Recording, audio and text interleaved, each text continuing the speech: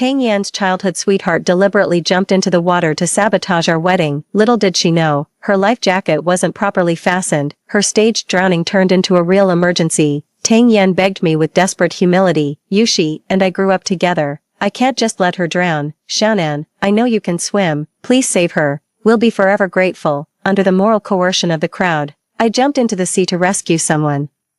But rescue is entirely different from swimming. Sun Yushi, in her panic, clung to me desperately and nearly dragged us both under to drown. After being rescued, I developed severe lung infections from near drowning and was confined to bed. Tang Yan seized all my company shares under the pretext of my poor health requiring convalescence. After taking control of the company, he filed for divorce and immediately ran off with Sun Yushi. I was so furious it literally made me sick.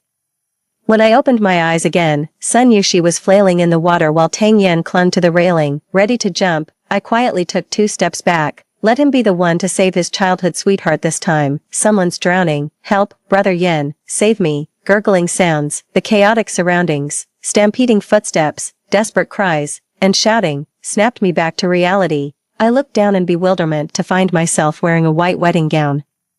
This dress was all too familiar, custom-made abroad specifically for my wedding with Tang Yan. I had somehow been reborn on the very day of my wedding to Tang Yan. My head jerked up as I took in the painfully familiar scene before me. Sun Yushi flailed desperately in the seawater, the life jacket that had been on her now floating just beyond her reach. With each frantic movement, it drifted further away. Tang Yan, upon hearing Sun Yushi's cries for help, immediately abandoned me, his bride, and rushed to the cruise ship's deck. Climbing onto the railing to jump, I dashed out right behind Tang Yan and, seeing this, instinctively reached out to stop him. I knew Tang Yan not only couldn't swim but also had a fear of water. He nearly drowned in a river as a child, and it was Sun Yushi who called for help to save him. That's why he holds special feelings for her. Yet Tang Yan still chose to hold the wedding on a cruise ship. 1.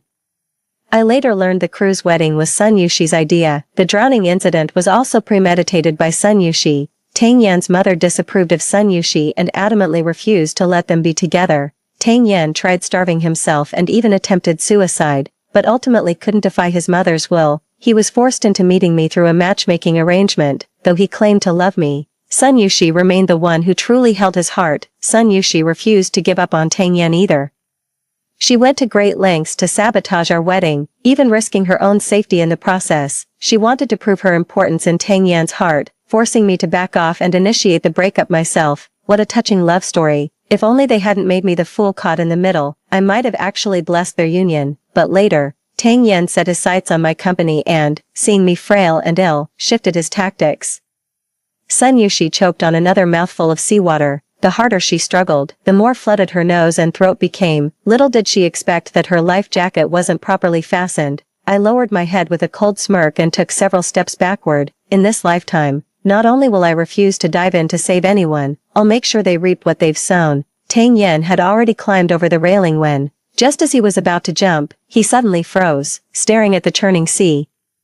Beads of sweat instantly formed on his temples, streaming down his cheeks in rivulets. He began gasping for air, pressing his body against the railing before turning around with a dazed expression. When Tang Yan noticed me standing right behind him, his eyes lit up. Xiaonan, pull me up first. I saw his whole body trembling, so he was still afraid after all. I thought true love could conquer all obstacles. Xiaonan, I remember you can swim, please.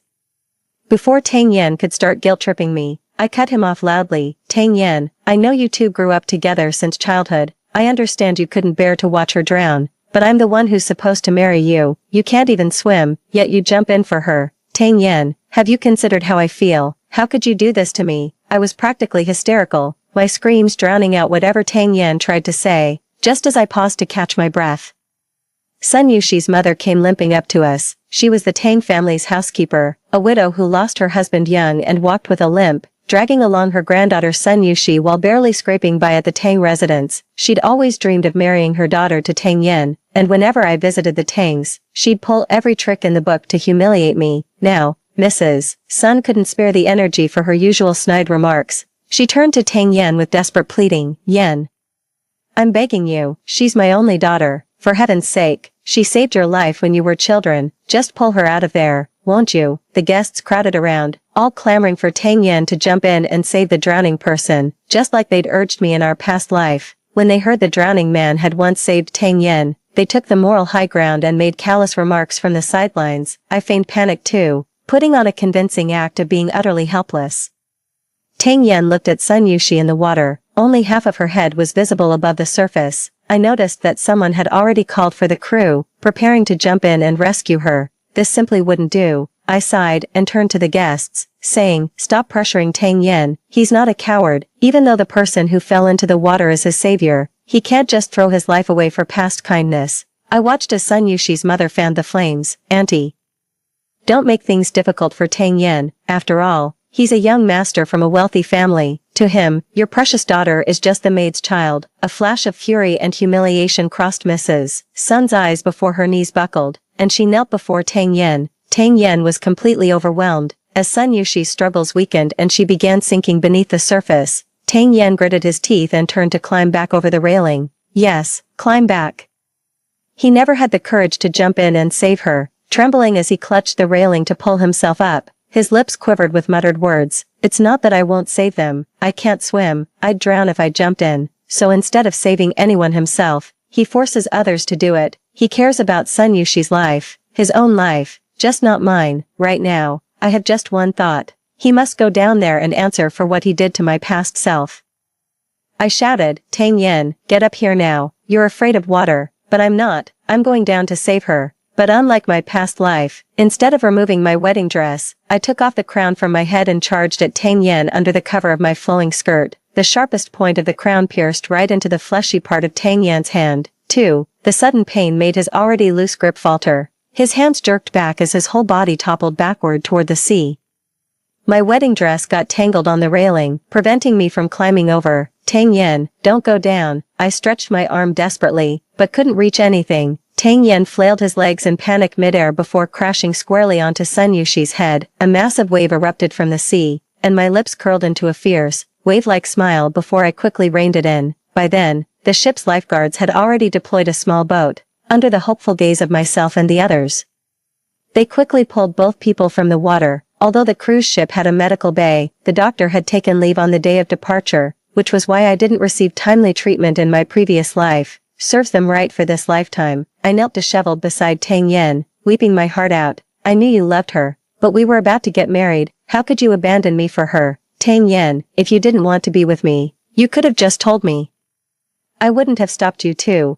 Why did you have to choose our wedding day for your suicide pact?" The guests who had urged Tang Yen to rescue others earlier now fell into an awkward silence. Everyone pricked up their ears, completely engrossed in the juicy gossip. Even the lifeguard performing CPR on Tang Yen paused chest compressions for 2 full seconds. After basic first aid, both individuals were out of mortal danger but remained unconscious. Sun Yushi fared better than Tang Yen. Having deliberately practiced underwater breathing techniques before orchestrating her plunge, Tang Yen had it rough. He was the one who truly accidentally fell into the water. Tang Yen was already afraid of water, and the moment he fell into the sea, with his mouth still agape, he lost consciousness. When seawater filled his nose and mouth, he was choked awake only to be choked unconscious again. The amount of water the lifeguard pumped out of him was enough for a whole bath. Watching him cough up bloody water, I contentedly blew my nose into the wedding dress. With Tang Yen, the groom, in such a state, the wedding was naturally put on hold. The cruise ship was already in international waters, so we could only wait for helicopter rescue. At this point, I was genuinely praying for Tang Yen. If he just died like this, it would be letting him off too easy. The pain and suffering, the betrayal and humiliation I endured in my previous life, he has to experience all of it in this lifetime. Dragging my wedding dress, with my hair disheveled, I knelt outside the infirmary for 2 hours. Everyone was moved by the depth of my feelings. Finally, the helicopter arrived and took them both to the hospital. That same afternoon, my bridesmaids and I rushed to the emergency room. Sun Yushi was out of critical danger but still unconscious. It seemed Tang Yen had hit her pretty hard. In her past life at this moment, she was already sobbing in Tang Yan's arms. "It's all my fault. I felt awful about your wedding and just wanted some fresh air on the deck." Tang Yen held her tightly and whispered. Zhou Xiaonan insisted on jumping. She brought this on herself by being reckless. This time, I'm the one standing outside while Tang Yen fights for his life. Tang Yan's mother rushed toward me the moment she saw me, raising her hand to slap me. "If it weren't for you manipulating my son, why would he want a cruise wedding? He's been terrified of water since childhood. This is all your fault." My son would never have ended up like this otherwise. How ridiculous. It was clearly her own son's decision, yet she's quick to shift blame when things go wrong. Tang's mother's hand froze midair before reaching me, intercepted by 4 bridesmaids. I hired these professional hostesses specifically to avoid Yen Tang's rowdy friends harassing the bridesmaids. Didn't dare risk having my actual best friends there. That's when these 4 girls unexpectedly proved their worth. They all started calling out Yen Tang for abandoning his own wedding to dive into the ocean for that rescue. Don't give me that heroic act nonsense. Rumor has it the woman in the water was the groom's childhood sweetheart. The way they're looking at each other is downright indecent. You can practically see the sparks flying. Instead of blaming your own son for abandoning his bride and jumping overboard during the wedding, you're pointing fingers at the innocent bride. Sounds like a guilty conscience to me. I've got the ship's surveillance footage right here. Don't even think about framing an innocent person. Of course there were videographers at the wedding, but they were all behind me. They captured Tang Yen sprinting across the deck and climbing over the railing like he meant to jump. Then they focused the camera on Sun Yushi struggling in the water, completely missing my subtle movements. Tang Yan's parents turned deathly pale after watching the footage, clenching her teeth stubbornly. Tang's mother stiffened her neck and jabbed at the recording while confronting me. You were right behind Xiao Yan. Why didn't you stop him? You could have easily reached out and grabbed him. I covered my face, putting on a grief-stricken and haggard look as if utterly heartbroken, sobbing uncontrollably without responding. 2 young women flanked me to offer comfort, while 2 others stepped forward and began berating Aunt Tang, like mother, like son. When the son gets entangled with other women, the mother just shifts the blame. Look at your son's resolute expression. Who'd dare stop him? And if someone did, you'd probably accuse them of pushing him into the water. Seriously. Are you blaming our bride for your son's change of heart? Next you'll say it's her fault for not being able to keep him interested. That little tramp who got your son into trouble is lying right next door. Why don't you go slap some sense into her? Mrs. Tang was overconfident, trying to take on 4 people at once, and nearly fainted from sheer rage. Eventually a nurse came out and sternly warned everyone to keep quiet in the hospital. 3. I stole a glance at Aunt Tang clutching her chest, secretly relishing the sight. That old hag was her son's accomplice. In my past life, she'd often come to humiliate me under the pretense of visiting the sick. By then I was already bedridden, barely able to move, hands on her hips. She stood by my bed, cursing me as a barren hen, saying I was dying from illness yet still dragging her son down. In the end, she even took out Tang Yen and Sun Yushi's photo to taunt me. She sneered triumphantly, look how perfect Yushi is for our Xiao Yan. She got pregnant so soon after they got together. What a blessed girl. She'd forgotten it was her who desperately tried to keep Tang Yen and Sun Yushi apart in the first place. She looked down on Sun Yushi because her mother was a housemaid, considering the girl inferior. Right now, she detests Sun Yushi more than ever, yet her only son nearly lost his life for that girl. I didn't stay long at the hospital before being whisked away by 4 young women to change clothes.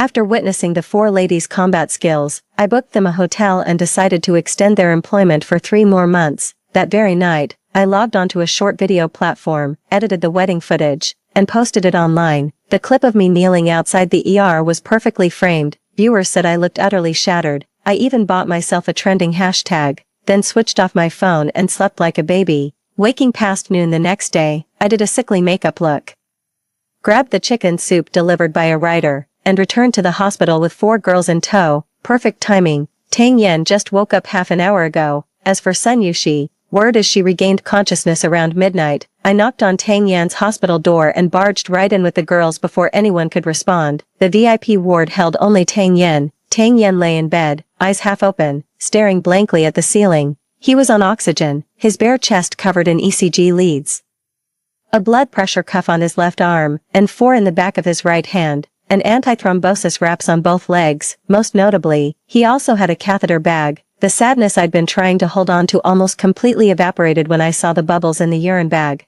I quickly lowered my head, covering my face as my shoulders began to tremble. I had to hide my face. Yen Tang couldn't see my delight just yet. The girls immediately gathered around to console me, completely ignoring the prone figure of Yen Tang. Hearing the commotion, Yen Tang painfully turned his head. The moment he saw me, his eyes burned with fury. He yanked off his oxygen mask in one swift motion, struggling to sit up in agitation, but he was too weak. The slightest movement triggered violent coughing fits that flushed his face crimson. After gasping for breath, he finally rasped out an accusation. Zhou Shan'an, why didn't you stop me this time?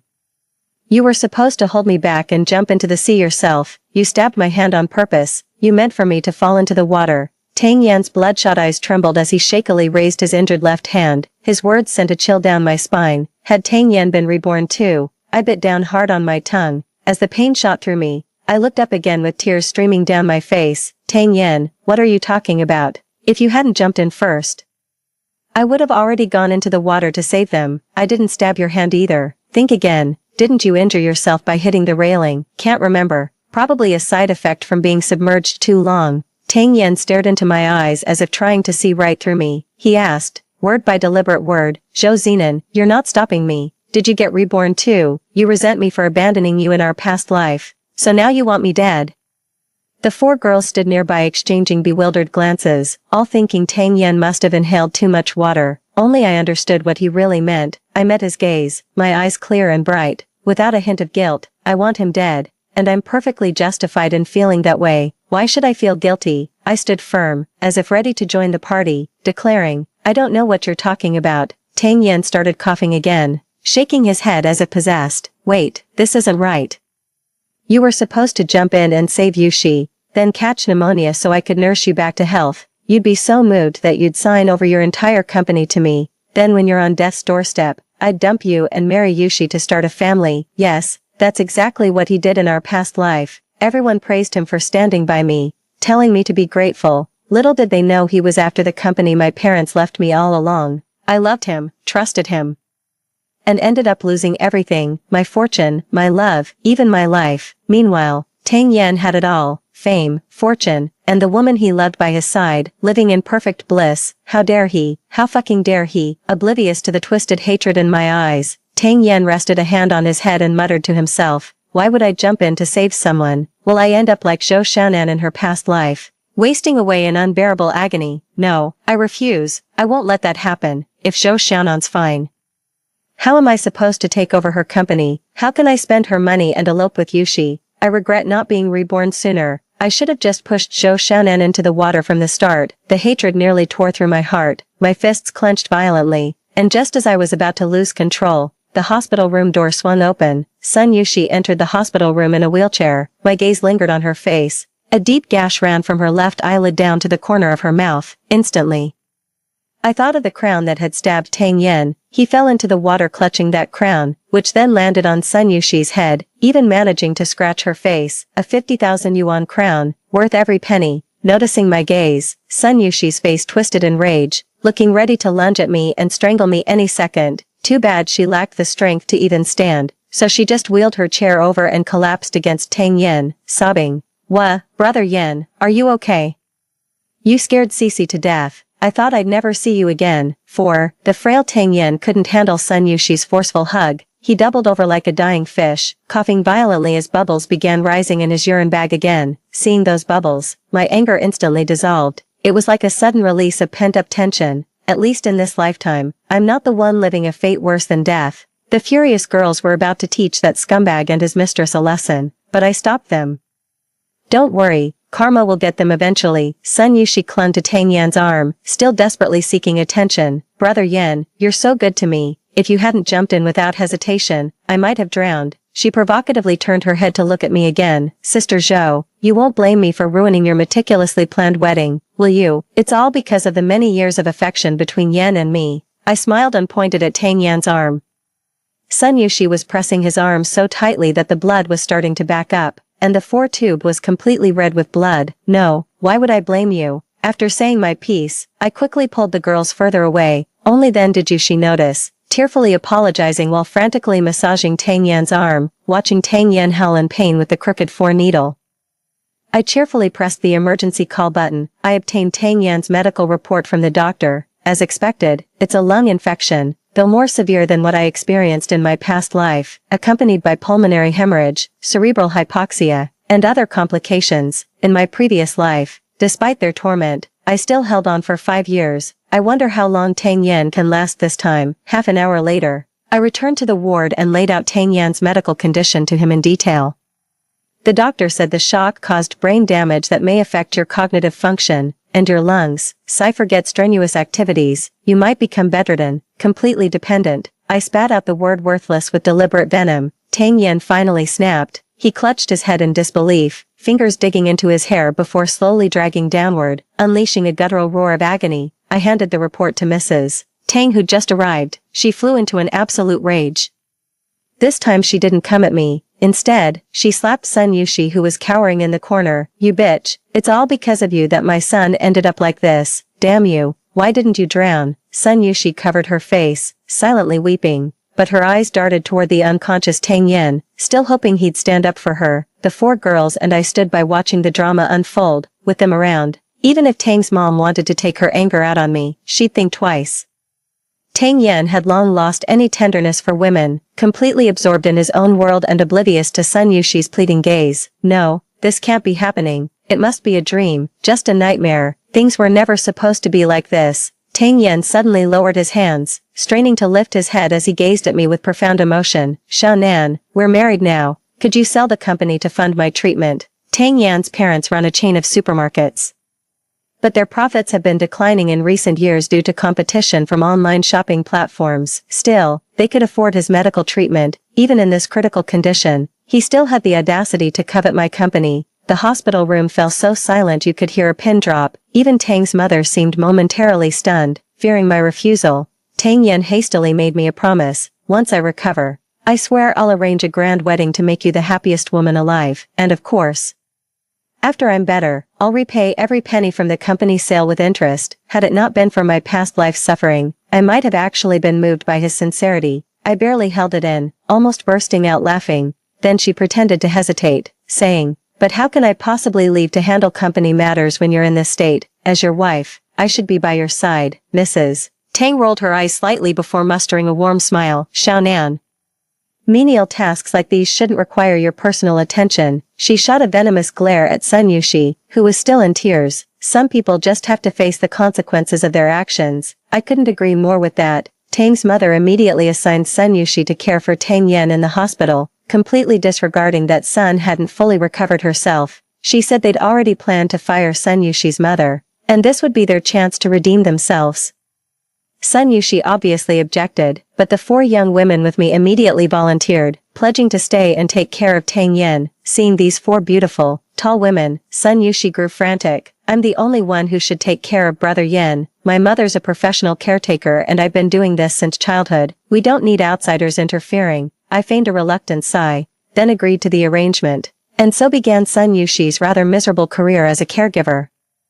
To get real-time updates on their condition, I even hired a young guy who had some connections at the hospital and was also passionate about photography. Every day, he'd send me a few video clips. In the first few days, Sun Yushi was over the moon with joy. She couldn't wait to have Tang Yen all to herself to nurture their relationship. But Tang Yen lay there weakly, hooked up to machines everywhere. Forget intimacy. He couldn't even turn over without assistance.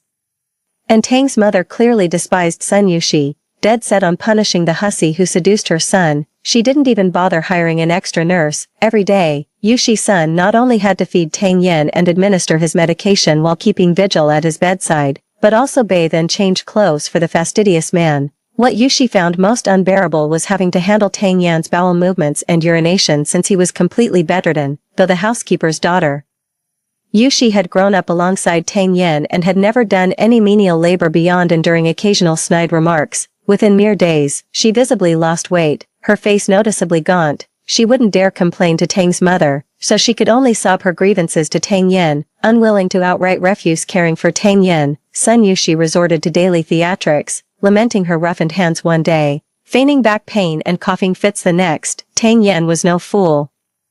He knew exactly what Sun Yushi was angling for, but his gaze toward her grew increasingly inscrutable, until one day when Sun Yushi snapped abruptly after changing his socks. She threw the filthy socks on the floor, stomped on them furiously with her feet, then burst into loud sobs. "These are disgusting. Why should I be the one to deal with them? I never forced you to jump into the sea to save me. How dare you all blame me for this?" She lashed out without thinking. "I was soaking in seawater for hours, yet I didn't end up like you, uselessly bedridden after swallowing just a few mouthfuls of water." Tang Yen, already miserable and in pain, finally snapped. He grabbed a fruit knife from the table and hurled it at Sun Yushi. Another wound appeared on Sun Yushi's face. She clutched her face, screaming in terror, which drew the doctors and nurses. I don't know how they settled things in the end, But in videos from a few days later, they seem to have reconciled. Yet, I noticed that in some of those videos, Tang Yan's gaze on Sun Yushi was chillingly sinister, truly unsettling. Tang's mother hired another caregiver for Tang Yan, finally sparing Sun Yushi from dealing with those unpleasant tasks. I stopped paying attention to them and focused on restructuring my own company. After my parents' sudden passing, I hadn't been very diligent in managing the company. Before marrying Tang Yan, he constantly brainwashed me into quitting public life and becoming a homemaker. In my past life, I didn't resist either. After my health deteriorated, I even handed over all management authority to Tang Yan. This time around, I won't be so foolish again. This company is the very foundation of my livelihood. I strained to recall who immediately switched sides back when I fell ill. They'll be the first targets I eliminate. I dread the thought of Tang Yan recovering slightly and discovering I never intended to sell the company, then scheming new ways to strike against me. After all, he's lived 2 lifetimes. The fortune he swindled from me in my past life gave him such a cushy existence. There's no way he'd give that up. I went full scorched earth and purged the entire company from top to bottom. I spoke with 4 young women, all from families that favored sons over daughters, forced into menial jobs before graduation. They hated hostess work but couldn't find better jobs with their education. When they all asked to work under me, I brought them into the company, 2 in PR, 2 in sales. To my surprise, they actually landed several deals for me. They're happy, I'm happy, everybody wins. Tang Yan calls me daily to check on company matters. 5. Whether due to physical discomfort or not, he became even more desperate to get his hands on my money. When I was uncertain about certain executives in the company, I'd subtly probe him for information. Tang Yan wasn't without his suspicions. He'd suddenly mention events from past lives that never occurred in this lifetime. I'd play dumb, and if I genuinely couldn't recall, I'd make up an excuse or change the subject. But even if I occasionally slipped up, Tang Yan couldn't catch me. His mind really wasn't as sharp anymore. He'd often forget what he'd just accused me of. Sometimes I even had to remind him myself. We spent a whole month in this dance of mutual suspicion. Tang Yan was being discharged, so I drove over personally to pick him up. I arrived over an hour early and stood waiting outside his hospital room. I cracked the door open slightly, but the 2 inside remained completely unaware. Tang Yan looked sallow and emaciated, with dark circles under his eyes that aged him a decade. He kept coughing, then spat on the ground, wiped the drool from his mouth with his hand, and cursed about the hospital being full of quacks. He used to be so refined and eloquent, but now he's like a completely different person. This is his true colors showing. Sun Yushi sat by the bedside next to Tang Yan, feeding him pieces of sliced apple. Brother Yan, please don't let Aunt Tang scold me again, okay? The places where she hit me last time still hurt. Tang Yan glanced at the wounds on Sun Yushi's face. Both scars were left by him, even after a month of healing. The scars remained clearly visible. Tang Yan pushed her away with visible disgust. How dare you say that? If it weren't for you, would I be this sick? Cough cough. A flicker of resentment flashed in Sun Yushi's eyes. I watched as she unsteadily helped Tang Yan up and staggered toward the bathroom. Tang Yan's angry voice rang out. Damn it, you're just a housekeeper's daughter. Can't even take care of people properly. Didn't your mother teach you anything? Sun Yushi's sobs soon filled the air. I brought both Tang Yan and Sun Yushi back to the Tang residence, with Sun Yushi supporting Tang Yan. They looked every bit the devoted couple while I trailed behind them. The moment we stepped inside, Tang Yan was immediately surrounded by several people. They were Tang Yan's closest brothers, with 2 having witnessed the cruise ship incident firsthand. Brother Tang, we've been meaning to visit you at the hospital, but things got hectic and we couldn't find the time. Exactly. Now that you're discharged, we figured we should throw you a proper celebration. Tang Yan forced a smile and hugged each of them in turn. Whether genuine or not, the performance was flawless. No sooner had Tang Yan taken his seat than an involuntary cough escaped him, making his close friends frown in unison. The one sitting nearest even hastily excused himself to visit the restroom, practically fleeing the scene. Tang Yan covered his mouth, his entire body trembling. Whether from the coughing fit or suppressed rage was unclear. When he finally caught his breath, he weakly gestured for Sun Yushi to serve tea to everyone. They all clearly knew about Tang Yan and Sun Yushi's relationship. They called me sister-in-law to my face, but their eyes kept signaling to Sun Yushi. I played along with their charade, smiling all the while. After all, I was the one who leaked Tang Yan's discharge time, just to get them all together under one roof. Spotting Sun Yushi in the kitchen, I deliberately pretended to be on a phone call. That's right, all his friends are here. some from business families. I hear, Ayen insists I host them properly. The in-laws will be bringing their friends over soon too. Yes, it's basically my formal introduction to everyone. When I turned back, Sunny had already vanished from sight. I returned to the living room with a smile, finding Sunny whispering intimately into Tang Yan's ear, spotting me.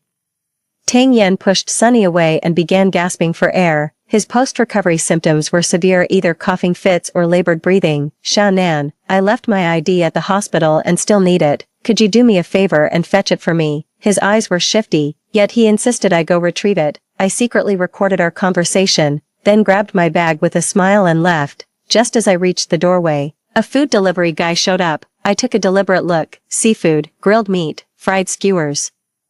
All sorts of foods bad for lung conditions, plus several crates of alcohol, beer, baijiu, and imported liquor. The whole shebang. Smiling, I returned to my villa and called the hospital, asking the nurse to help locate my missing ID documents. I quickly lay down for a nap. Looked like things would get lively tonight. 3 hours later, my phone started buzzing like crazy. The moment I answered, a chaotic storm of shouts, wails, and the sound of things being smashed assaulted my ears through the receiver. Tang's mother's hoarse curses came screaming through the phone line. Zhou Shannan, where the hell are you? Get to the hospital now. Tang Yan's dying. I steadied my voice, trembling with what sounded like panic and tears. What happened? He was perfectly fine when I left. Aunt Tang just snapped no more talk and hung up after telling me to get there immediately. It was my second time outside the ER.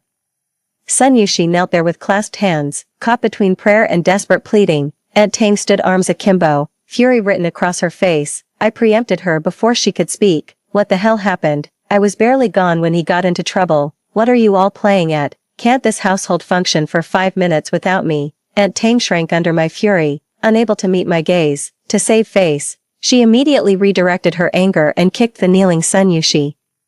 Who told you to order all that food and alcohol? You knew damn well Xiao Yan hasn't recovered yet. Were you trying to kill him? Sun Yushi was kicked to the ground, revealing the bright red slap mark on her face as she retorted, but you and Uncle Tang were right there. Neither of you told Brother Yen to slow down on the drinks. Aunt Tang flew into another rage. Grabbing Sun Yushi by the hair and slamming her head against the wall, I quickly backed away, terrified of getting bloodstains on my clothes. Thanks to the doctor's efforts, Tang Yan was pulled through once again. This time, Mrs. Tang didn't want Sun Yushi anywhere near her son. She insisted I stay to care for him instead. I declined, citing urgent matters with the company's assets. I stayed away from the hospital until Tang Yan called me 2 weeks later. His voice was frail, like that of a man on death's door. Shannan, why haven't you come to see me? I gently explained that I was currently raising funds for an upcoming IPO. An IPO? His voice suddenly rose, triggering a coughing fit that racked his lungs. Cough. Why go public? You promised to sell the company for my treatment. You know what? The doctor said a lung transplant is my only option now, but the procedure's risky, still experimental, and costs a fortune. Shannan, I'm begging you, please save me.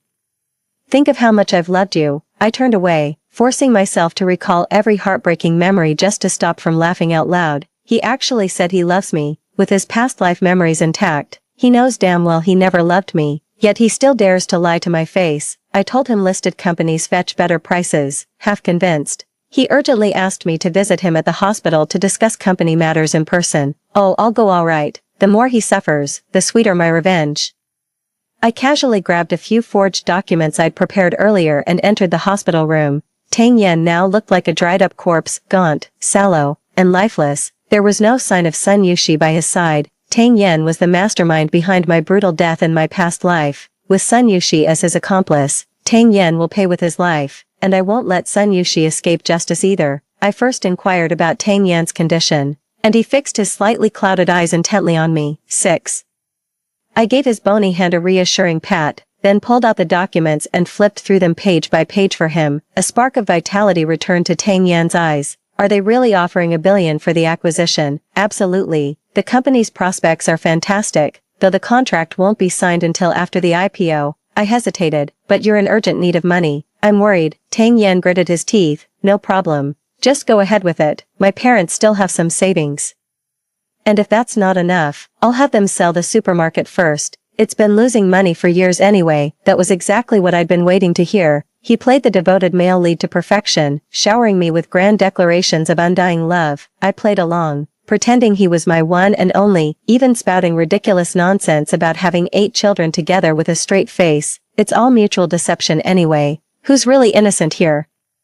Then I changed the subject and asked about Sun Yushi. Where's Yushi? You went through all this for her sake. Even if your mother disapproves of her, she should at least show some gratitude. Tang Yan remained silent. I knew exactly why. Sun Yushi and Tang Yan had a huge fight a week ago. Sun Yushi was preparing to sue Tang Yan for intentional harm, all because the Tang family planned to fire her mother. In the video, Sun Yushi was causing a scene in the hospital room. I saved you before.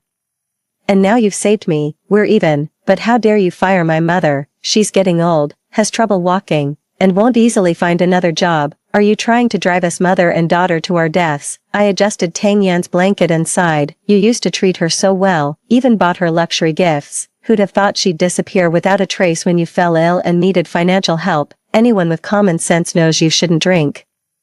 Yet she bought so much alcohol. Was she deliberately trying to humiliate you in front of your friends? Or worse, what if you died? My words made Tang Yan clench his fists. Seeing my goal achieved, I excused myself by claiming work obligations and left. Merely playing small tricks on Tang Yan wasn't nearly enough. I wrote an anonymous complaint letter reporting expired food sales and fire safety violations at Tang Yan's family supermarket.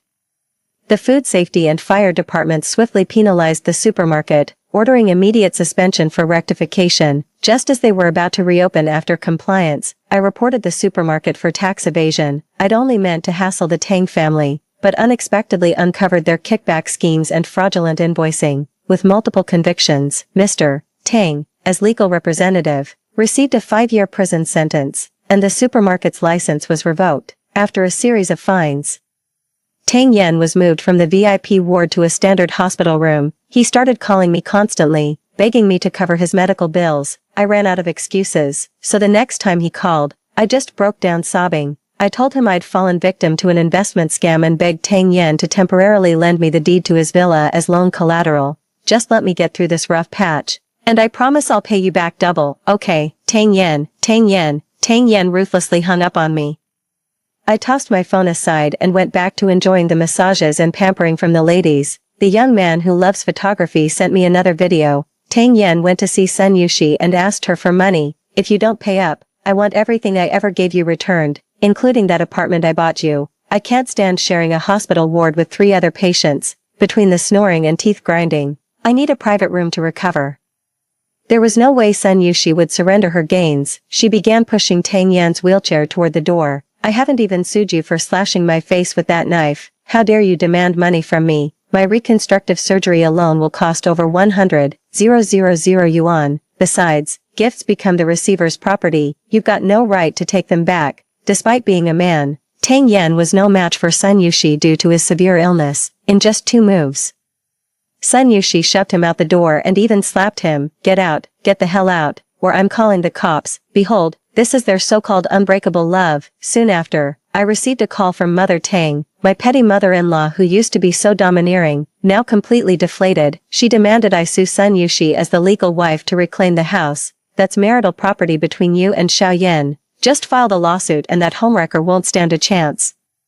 Tang Yan was by her side when he took over the call, his voice sounding utterly defeated. I must have been blind. Who knew she was this kind of person? Xiaonan, help me get that house back. From now on I'll live only for you. That duplex was actually bought by Tang Yan to placate Sun Yushi right after we got married. Cost over 5 million. What's mine stays mine. I won't let anyone take advantage.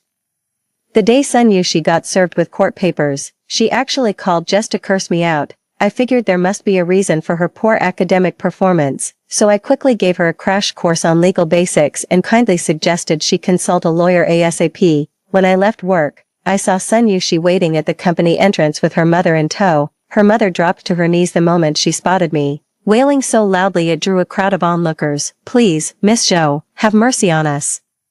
My daughter never interfered in your marriage with Mr. Tang. Don't drive us to our deaths, I beg you. Many people raised their phones to record. Sun Yushi was determined to weaponize public opinion against me. She and her mother kept kowtowing to me hysterically until the police intervened, all while recounting their tragic backstory and my alleged bullying. The public outrage unfolded exactly as she'd planned. 7. But when the furious netizens stormed into my Weibo, they uncovered all those videos I'd posted before. On our wedding day, My groom jumped into the sea to save her while I knelt outside the infirmary praying. There were also clips of Tang Yan lying in the hospital bed with Sun Yushi kissing his cheek and feeding him fruit. There's even footage from Tang Yan's discharge day. He sent me to fetch his documents from the hospital while he partied with his buddies. Arm around Sun Yushi. Finally. Here's an audio recording.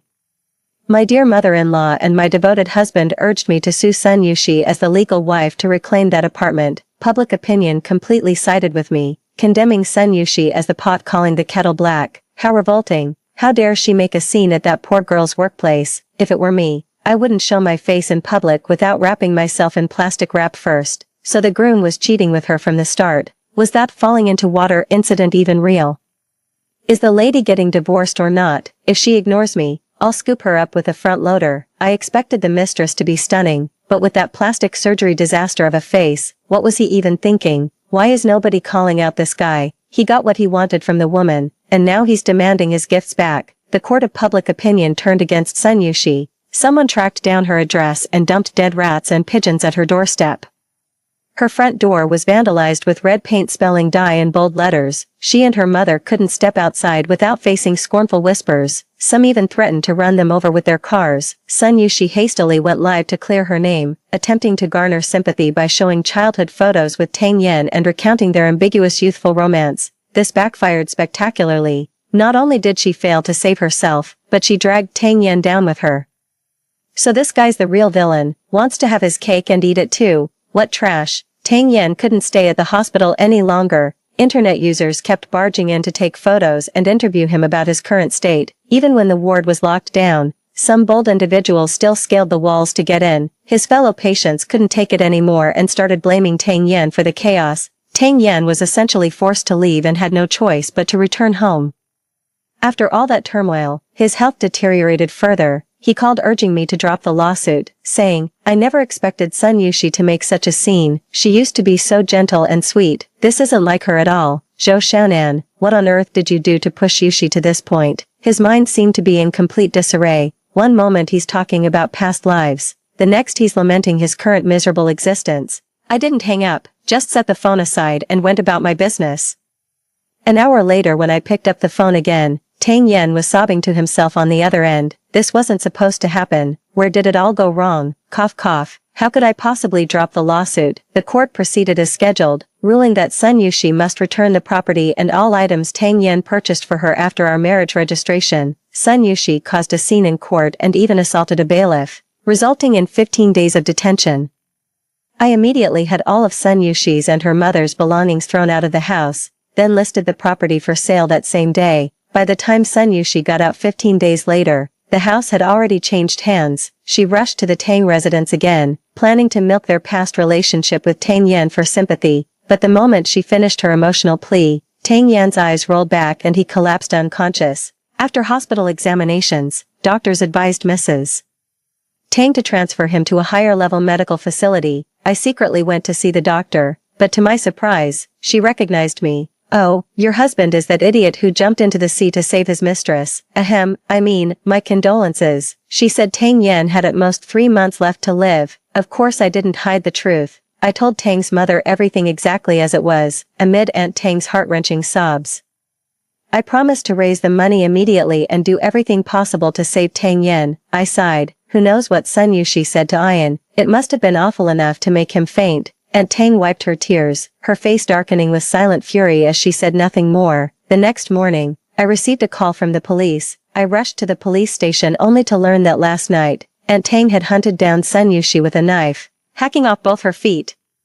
Even Sun's mother wasn't spared. She lost an arm in the attack. When I visited my mother-in-law, she was completely unhinged, muttering incessantly, "You shameless whore, sleeping with my husband then pushing your daughter to seduce my son. You're a filthy old slut. And your daughter's no better than a cheap tramp." 8. After psychiatric evaluation confirmed her insanity, I paid for her institutionalization, then through my lawyer, I informed my imprisoned father-in-law.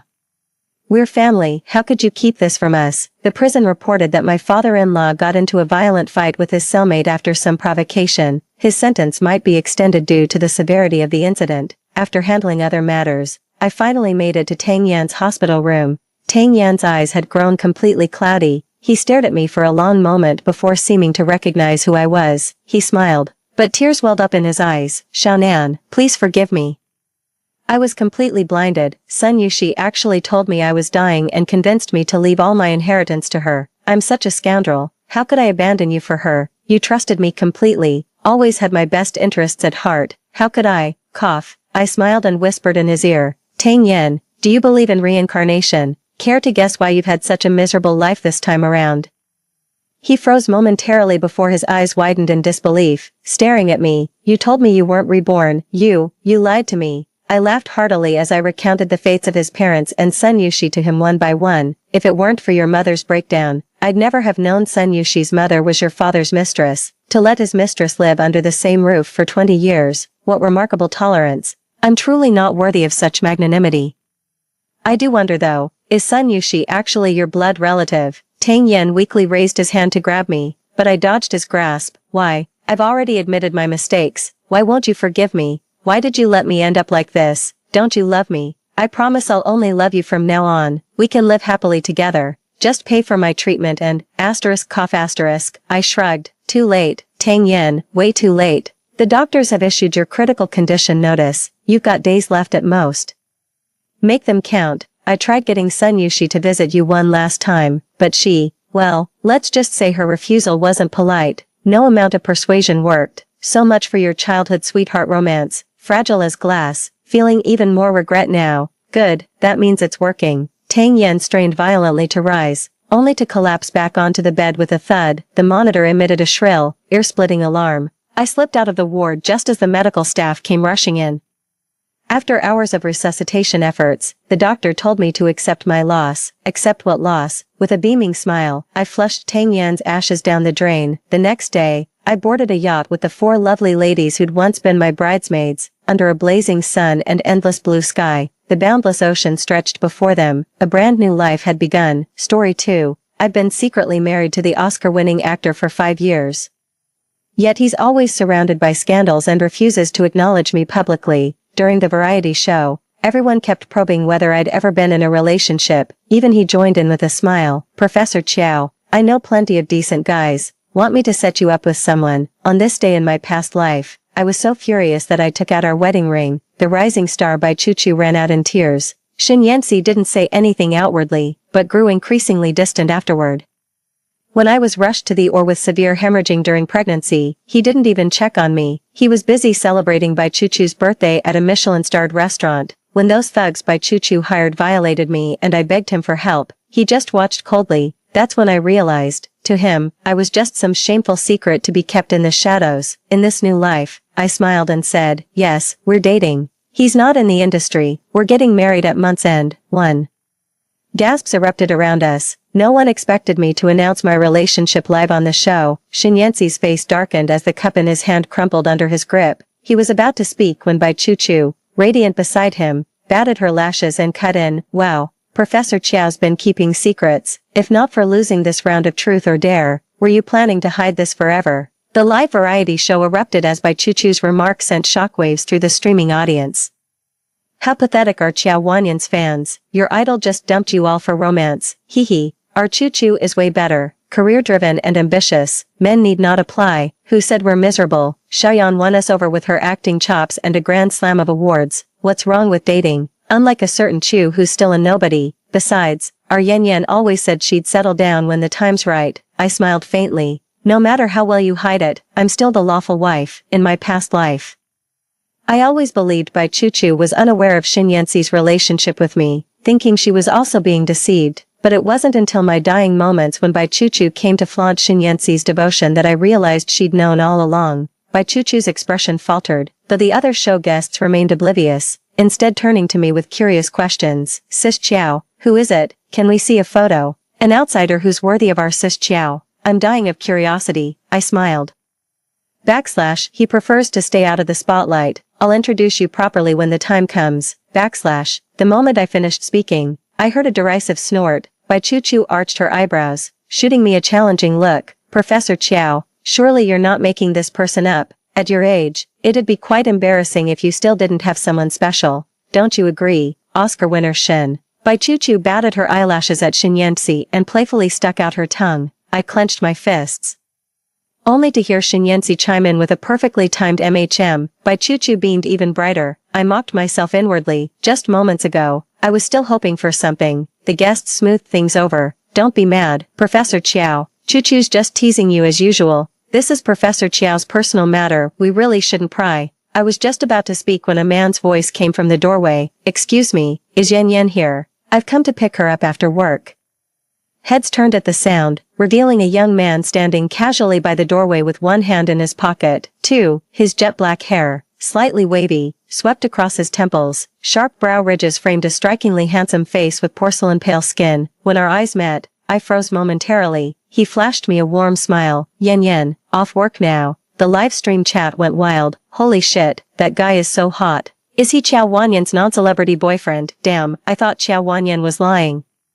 Didn't expect her boyfriend to actually pick her up after work. I stood up from my chair and said to everyone around me, I'll head out first. The moment I stood up, I could feel someone's gaze burning into my back, but I didn't turn around. Just as I was about to step out the door, Shin Yancy's icy voice stopped me. Qiao Wanyan. I paused mid-step and turned to face him. Did you need something, Professor Shin? His expression darkened, displeasure gathering in his eyes. Bai Choo Choo gave me a coy smile. It's my birthday party today. Actor Shin is celebrating with me. Care to join us, Professor Chiao? I glanced at Shin Yancy, who remained silent. I'll pass. I averted my gaze and walked out. Happy birthday. I've got other commitments. The gaze fixed on me only faded after I settled into the back seat of the car. 3. Turning to the man beside me, I expressed my gratitude. Thank you. Junior Fu Qingyuan replied. No need for formalities, senior. I was just watching a live stream and happened to pass by. I offered a faint smile without pressing further, and he likewise refrained from questioning, simply saying, Where are you headed? I'll give you a ride. I gave him my home address. We arrived in no time. Just before I got out, Fu Qingyuan waved his phone at me. Senior, let's exchange contacts. I hesitated for a moment, and she chuckled softly. Who knows, I might need your help someday too. Nodding at this, I took out my phone. Sure. After exchanging contact information, Fu Qingyuan drove away. I turned and walked into the house. This house was bought by Shin Yancy and me before our marriage, though not spacious. It holds countless memories of our time together. During our free time between work commitments, we'd often curl up in this house gaming and binge-watching shows. I didn't move to a new place after getting married, but these days, Shin Yancy rarely comes home. The moment I stepped inside, my agent called. Xiao Yin, check trending now. Shin Yancy X by Choo Choo, relationship official. 4. What a perfect match. I thought Rebirth would bring me peace of mind. Yet those few lines on the screen still stung my eyes. Shin Yancy V. Everyone. Meet my girlfriend, the one and only, at Bai Choo Choo. Bai Choo Choo, the future is long, and I'll walk every step of it with Mr. Shin. I dated Shin Yancy for 5 years, married him for 5 more, and waited a decade for this official announcement. Now he's casually given it to someone else. The agent's voice continued. There are nasty rumors online saying Bai Choo Choo is someone's mistress. Shin Yancy is just defending her. How outrageous, but isn't Bai Choo Choo exactly that? You've been married to actor Shin for years, yet, sis you, I interrupted her softly, asking, when will the visa be ready? Sister, you fell silent. Have you really decided to quit the industry and go abroad? 10 years ago, I gave up my dreams because of Shin Yancy. I nodded. Now, I won't let him hold me back from living my life. Shin Yancy and I grew up together since childhood. 5. As an orphaned and introverted child living under others' roofs, I was often bullied by neighborhood kids.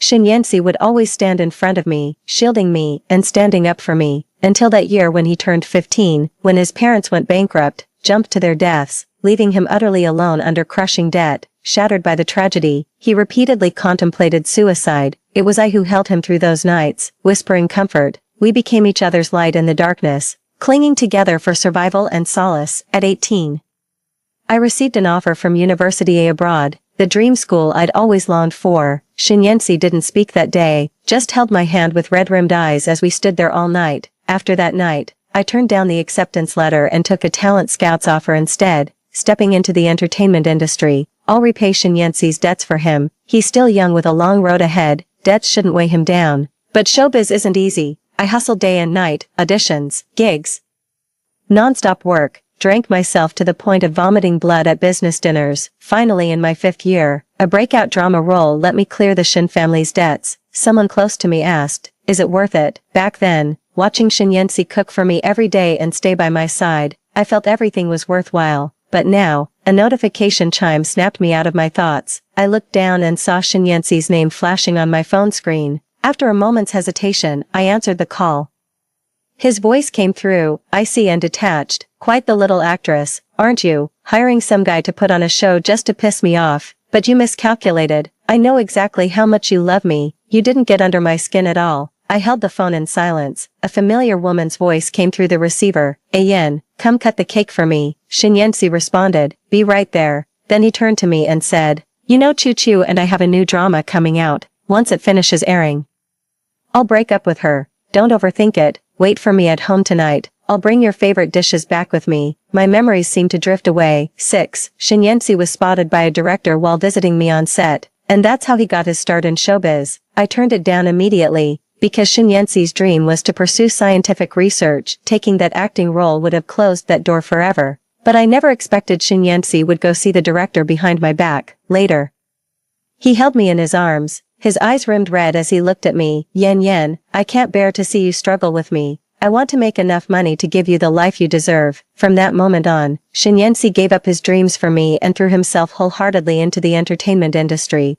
Our connection gradually faded as we got caught up in our busy lives. When the first scandal broke, he immediately flew 5 hours overnight to be by my side, holding me and apologizing, insisting it was all a misunderstanding. He promised to handle everything and told me not to worry. When I suggested going public about our marriage, he said it wasn't the right time. It might hurt his career and disappoint his fans, but he swore to me that I would always be his only wife, the only woman by his side. In the end, I chose to stay silent for his sake, until one day, Bai Choo Choo entered the picture. She was sexually harassed at the banquet and fell into the water while fleeing, only to be rescued by Shinyensi. She resembled an innocent white flower, pure and naive, drenched and trembling. She lay in Shinyensi's arms. That very night, the two trended wildly on social media as gossip accounts sensationalized the incident. Shinyensi didn't utter a single word that time. By the time I collected myself, Shinyensi had already hung up. 7. Without dwelling further, I contacted a lawyer to draft divorce papers. I must settle all matters with Shinyensi before leaving the country.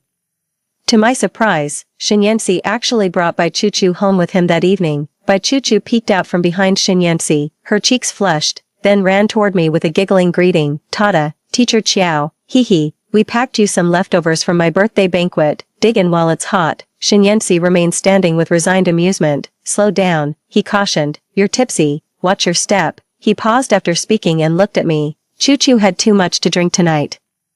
It's not safe for a girl to go home alone. Let her stay over." "Oh right, you make great hangover soup, don't you? Make a bowl for Choo Choo." I stood frozen in place, my ears ringing, my hands wouldn't stop trembling. Shinyensi cheating was bad enough, but now he's openly bringing her home, and he expects me to make her hangover soup. She's a grown woman, where's her assistant? Bai Choo Choo never goes out without 3 or 4 assistants in tow. There's no way she'd be alone, at the very least.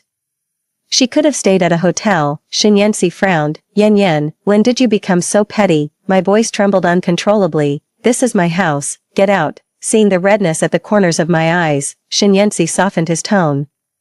"Alright, Yen, I'll make arrangements to have her sent away immediately." Shinyensi pulled out his phone, ready to make the call, but the next instant, a piercing scream shattered the air. Bai Choo Choo tumbled head over heels down the stairs. Shinyensi's face paled dramatically. He dropped his phone and rushed toward Bai Choo Choo. He was utterly panicked, a far cry from his usual composed demeanor. "Choo Choo." Bai Choo Choo lay in Shinyensi's arms, her eyes tightly shut. Shinyensi's face darkened, his stormy gaze fixed intensely on me. My heart skipped a beat as I blurted out instinctively, "It wasn't me." The next instant, Shinyensi's slap landed hard across my face. "Chiao Wan Yen, are you suggesting Choo Choo threw herself down to frame you? She's a celebrity, you know how much her appearance means to her." The blow left me dazed. It snuffed out the last flickering light in my heart. Shinyensi was carrying Bai Choo Choo and about to rush out when I called out to stop him. "Wait."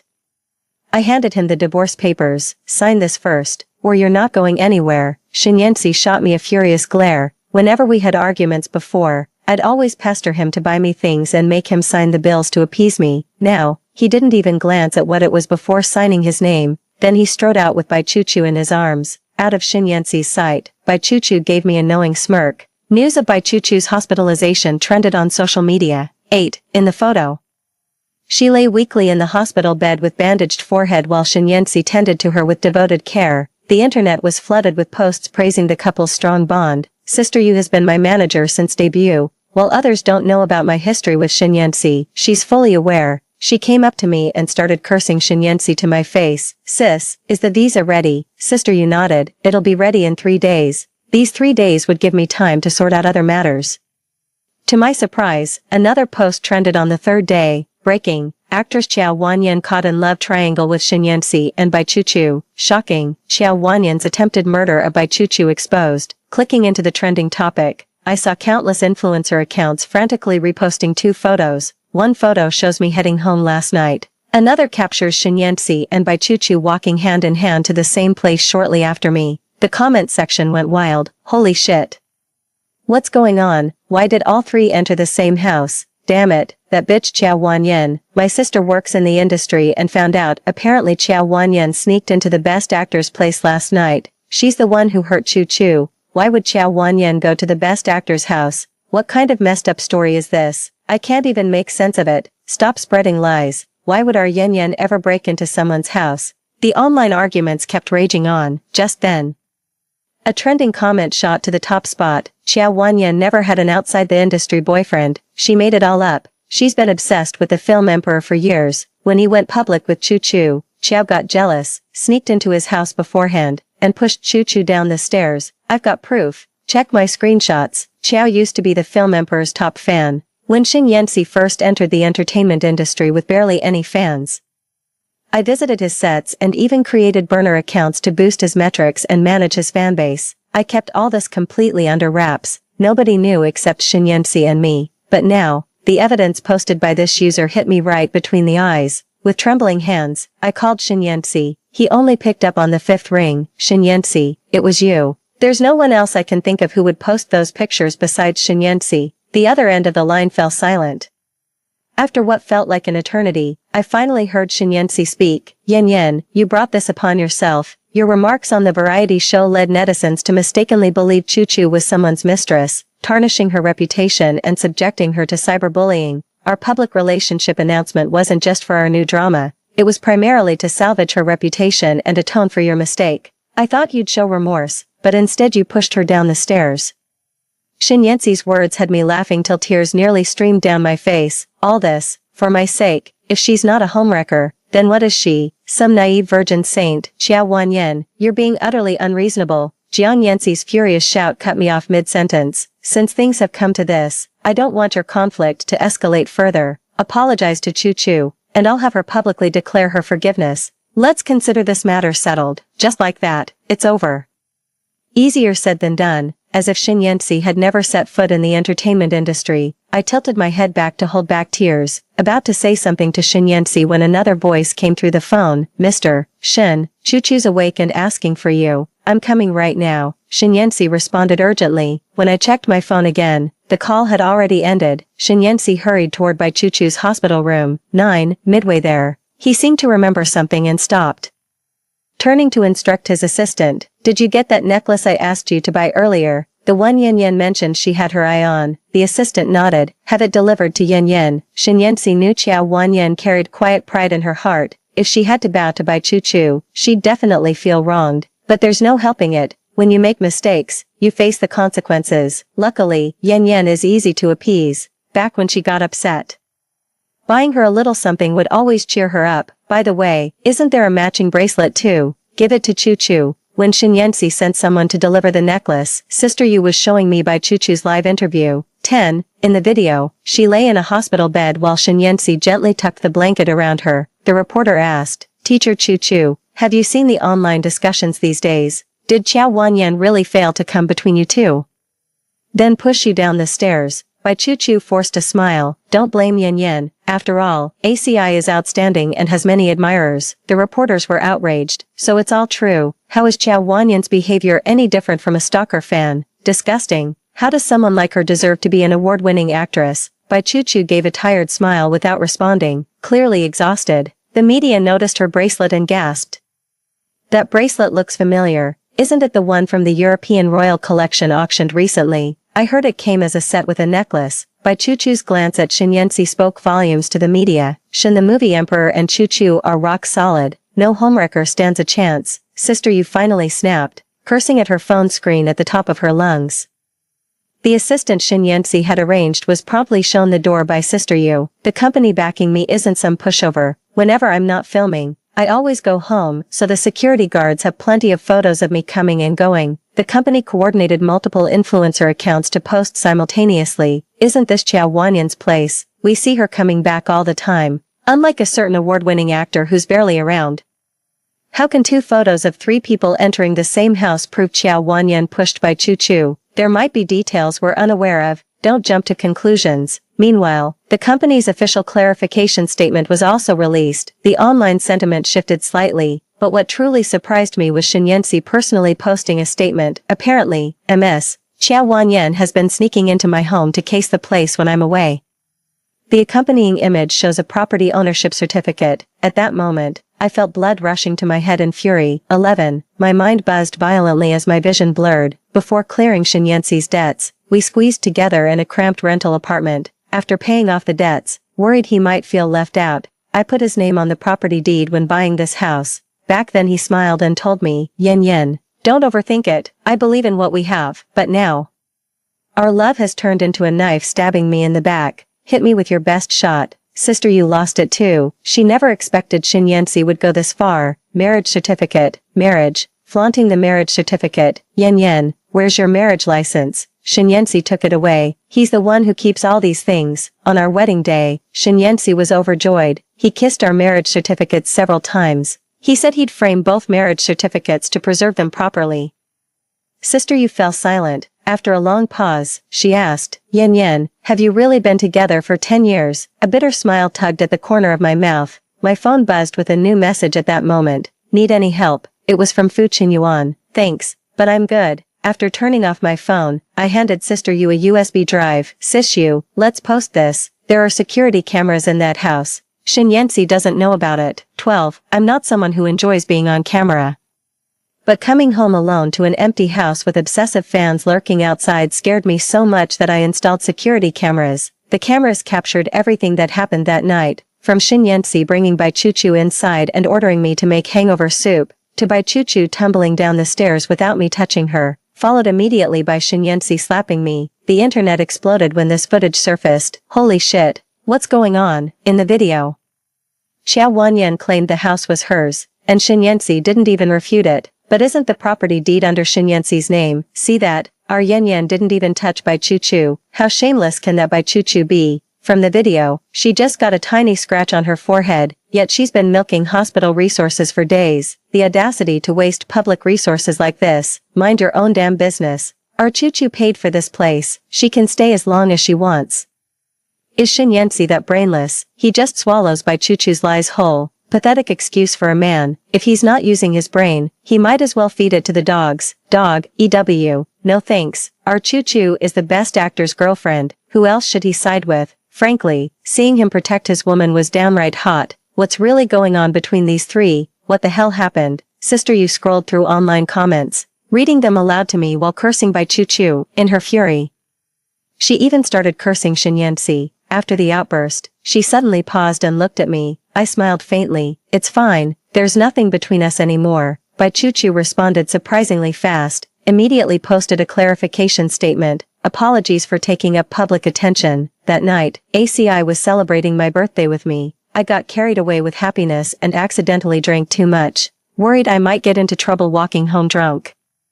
ACI took me back to his place for the night. To our surprise, we ran into Wanyan there. She seemed mentally unstable at the time, insisting it was her house and demanding we leave. Sensing she might be distressed, ACI tactfully asked Wanyan to make some sobering soup, really just giving her an excuse to exit gracefully. I remember feeling pushed from Wanyan's direction, which turned out to be a misunderstanding. I owe her an apology for that.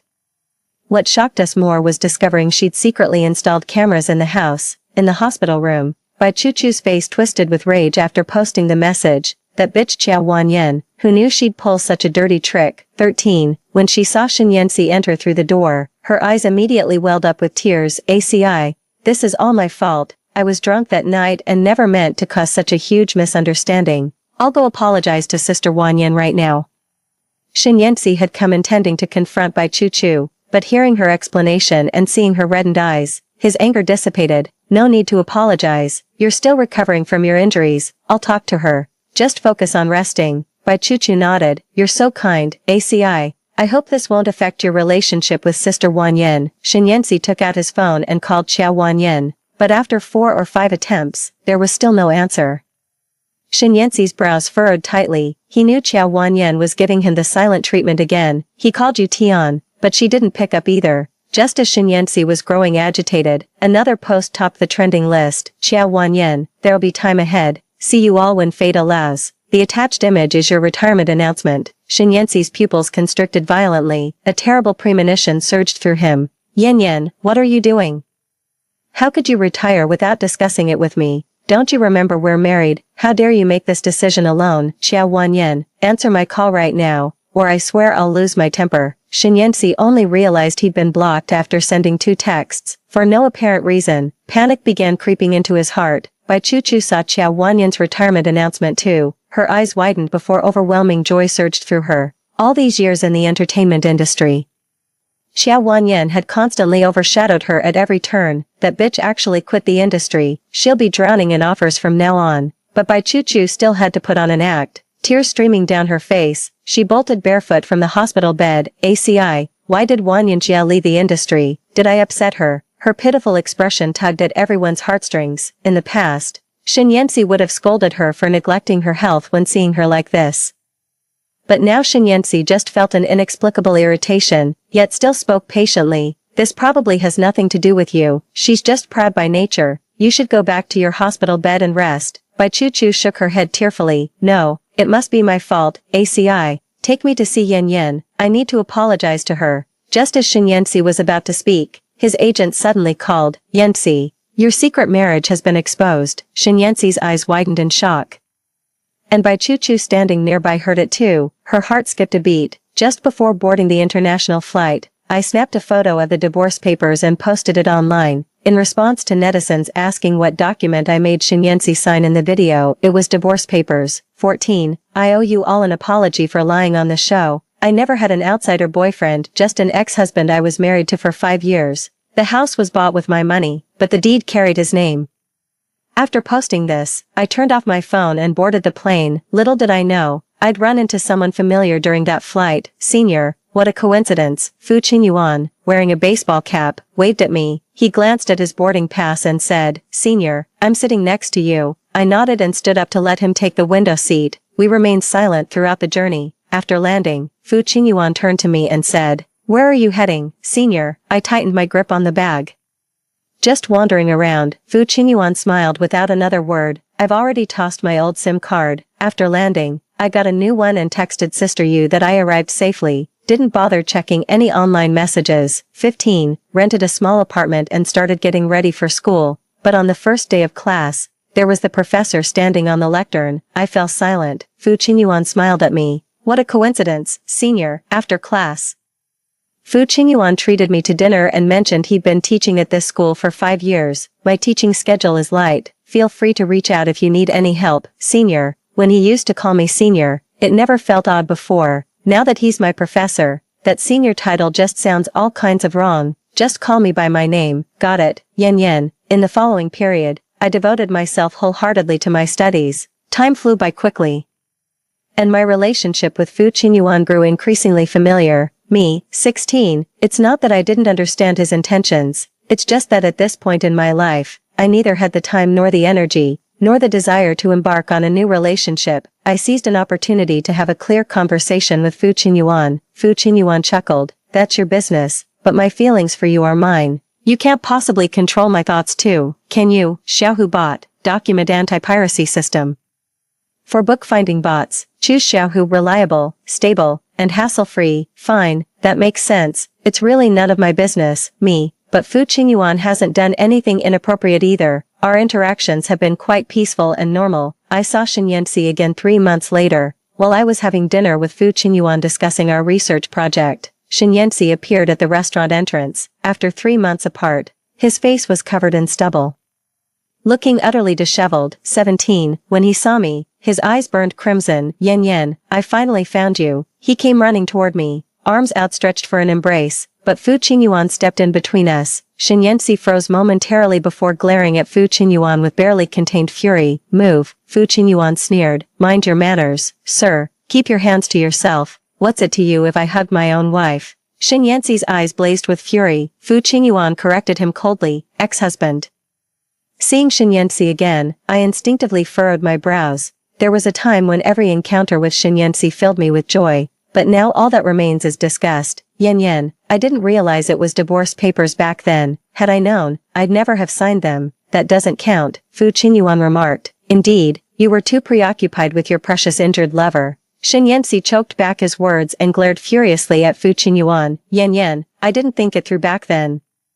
We've known each other since childhood, over 20 years of shared history. Are you really going to throw it all away just like that? Shen Yanxi stood rooted to the spot, his eyes red-rimmed as he stared at me. In the past, that wounded expression of his would always melt my heart, but now all I feel is disgust. Fu Qingyuan sneered. Clearly you weren't thinking straight. Too preoccupied with your little mistress to spare a single thought for our Yan Yan. Enough, Shen Yanxi snapped.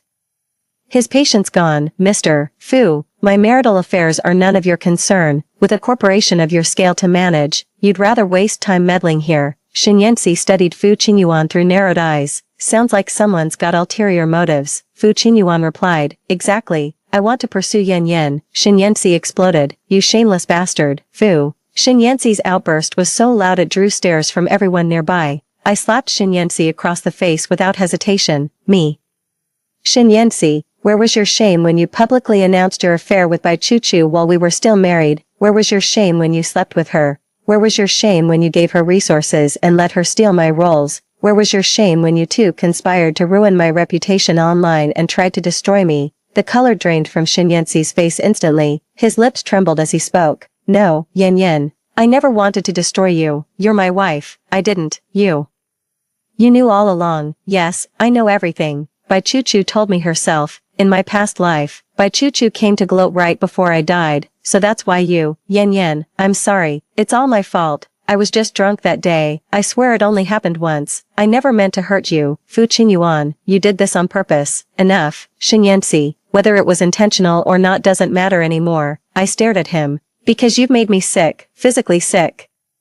Let's finalize the divorce when you have time. Without another word, I grabbed my things and left the restaurant. I'd eaten enough anyway. Fu Qingyuan followed close behind me. After that incident, I never saw Shen Yanxi again. I reached out several times about finalizing the divorce paperwork, but he never responded. Just as my patience was wearing thin. Sister, you called me. 18. Shen Yanxi is behind bars now. He pushed Bai Chuchu off the high-rise. Me. What the. Sister, you showed me a video clip. In the video, Shen Yanxi was confronting Bai Chuchu. We agreed not to tell Yan Yan. Why did you break your word? He slapped Bai Chuchu across the face before grabbing her by the throat. Bai Chuchu pleaded desperately, insisting she hadn't broken their agreement, but Shen Yanxi refused to believe it. He pushed Bai Chuchu down the stairs. Didn't you falsely accuse Yan Yan of pushing you before? Well, now it's real, except I'm doing it in her place. The building wasn't exactly low, but neither was it particularly high. Bai Chuchu was simply unlucky to have run into that concrete nail. The nail hit a nerve, leaving her instantly paralyzed. Her affair with Shen Yanxi had already ruined her reputation and drained her savings in breach penalties. Now paralyzed, she couldn't even afford medical treatment. Her parents outright abandoned her. Shen Yanxi was imprisoned for intentional homicide. When I heard the news, I was surprised but not shocked. Family misfortunes had long twisted Shen Yanxi's psyche. In the past, I refused to give up on him and kept trying to pull him back. Sister, you turned to me and said, back when fans were bashing you, after realizing they'd been played by Bai Chuchu and Shen Yanxi, many actually stalked those two and pelted them with rotten eggs. Right now, some fans even tracked down Bai Chuchu's hospital room, cursing her for deserving it, throwing spoiled cabbage at her. With no caretakers and her being immobile, she just had to endure it. By the time medical staff noticed, the stench on her was unbearable. Plenty of fans are also asking if you plan to return to showbiz. What do you think? I smiled and said, I'm not going back. My life here is just fine, though I've lost my family. I've made many new friends at this new school. My new life is just beginning. Fu Qingyuan. Side story. I first met Xia Wanyan during my freshman year of college. She was bright and cheerful, serving as the student union vice president. 19. I'd often see her feeding stray animals by the roadside. Despite coming from a poor family and having significant burdens to bear, she'd sometimes only have a steamed bun for lunch, yet always shared half with the neighborhood cats. The cat seemed reluctant, but still graciously ate the food, yet her radiant smile was forever etched in my memory. In senior year, we both got accepted to university abroad. I wasn't interested until I heard she was going. That changed everything. I planned a coincidental hometown reunion when term started. But to my surprise, I searched the entire campus without finding her. I only found out after asking around that she had given up. I smiled and said, "He prefers to stay out of the spotlight. I'll introduce you some other time." I took an instant dislike to that deadweight the moment I laid eyes on him. Just as I thought, my gut was right. We both ended up in showbiz. She became a shining star while I secured a teaching position at University A, though I never actually lectured there. She rarely does variety shows, but I never miss her dramas. I'd even secretly greeted her at the airport, and my family's brand tried to sign her as spokesperson, only for her to turn it down and hand the deal to that deadweight instead. I nearly had that deadweight blacklisted right then and there, but I held back, because she cares about them, and I couldn't bear to hurt her. That shameless good-for-nothing didn't know how to cherish her and actually cheated during their marriage. When I saw her being bullied during the livestream, I couldn't hold back and stepped in to help her out. But she kept her distance from me. Still, I was thrilled because I finally got her contact info. We were connected in college, but she abandoned that old account. But I never expected that deadweight and that shameless little viper would go so far, relentlessly smearing her reputation. I couldn't help reaching out directly, wanting to help her, but she said she didn't need it. Just as I was about to act without asking permission, I saw her post the divorce papers and retirement announcement. A sudden thought crossed my mind. Could she be planning to? I pulled some strings to find out her flight details and managed to get the seat next to hers. Though we didn't exchange a single word the entire flight, I was perfectly content just being near her. Just as I had anticipated, she ended up studying at University abroad. At that moment, I felt incredibly fortunate to have a position at University A myself. I became her professor, though she remained somewhat distant. It still felt like an improvement from before. I understood she'd been hurt and wouldn't open up anytime soon, but I won't give up. After all these years of waiting, and, story 2, my boyfriend hates my stepsister extremely. My stepsister was humiliated by others and died on his birthday, leaving behind only a diary filled with love and accusations. My boyfriend called her disgusting, but soon after, he framed my mother and got her imprisoned, and then he imprisoned and tortured me. He found people to humiliate me. His eyes were filled with crazy hatred. Ruoro just wanted to stay by my side. Why couldn't you tolerate her? When I woke up again, I went back to the day when he publicly humiliated my stepsister and then confessed his love to me. 1. Luoluo. I like you. Can you be my girlfriend? The man's confession with a bit of shyness caused a lot of teasing from the friends around. I came back to my senses and happened to meet Xianmian's expectant gaze. But before I could react, a sound of glass breaking came from not far away, accompanied by a girl's apology with a sobbing voice. Sorry, I'll clean it up right away. Xianmian's face changed instantly. He almost left me without thinking. He strode towards Song Ruoro, who was squatting on the ground picking up the glass, and then forcefully pulled her arm to make her stand up. His tone was almost gnashing his teeth, but there was a trace of imperceptible panic. Why the hell are you here? The always gentle and elegant Xianmian would only lose his composure and swear like this in front of Song Ruoro. Song Ruoro's body trembled in fear. I'm working here. She paused, then took out a box of medicine from her close pocket and carefully handed it to Xianmian. Brother, you have a bad stomach.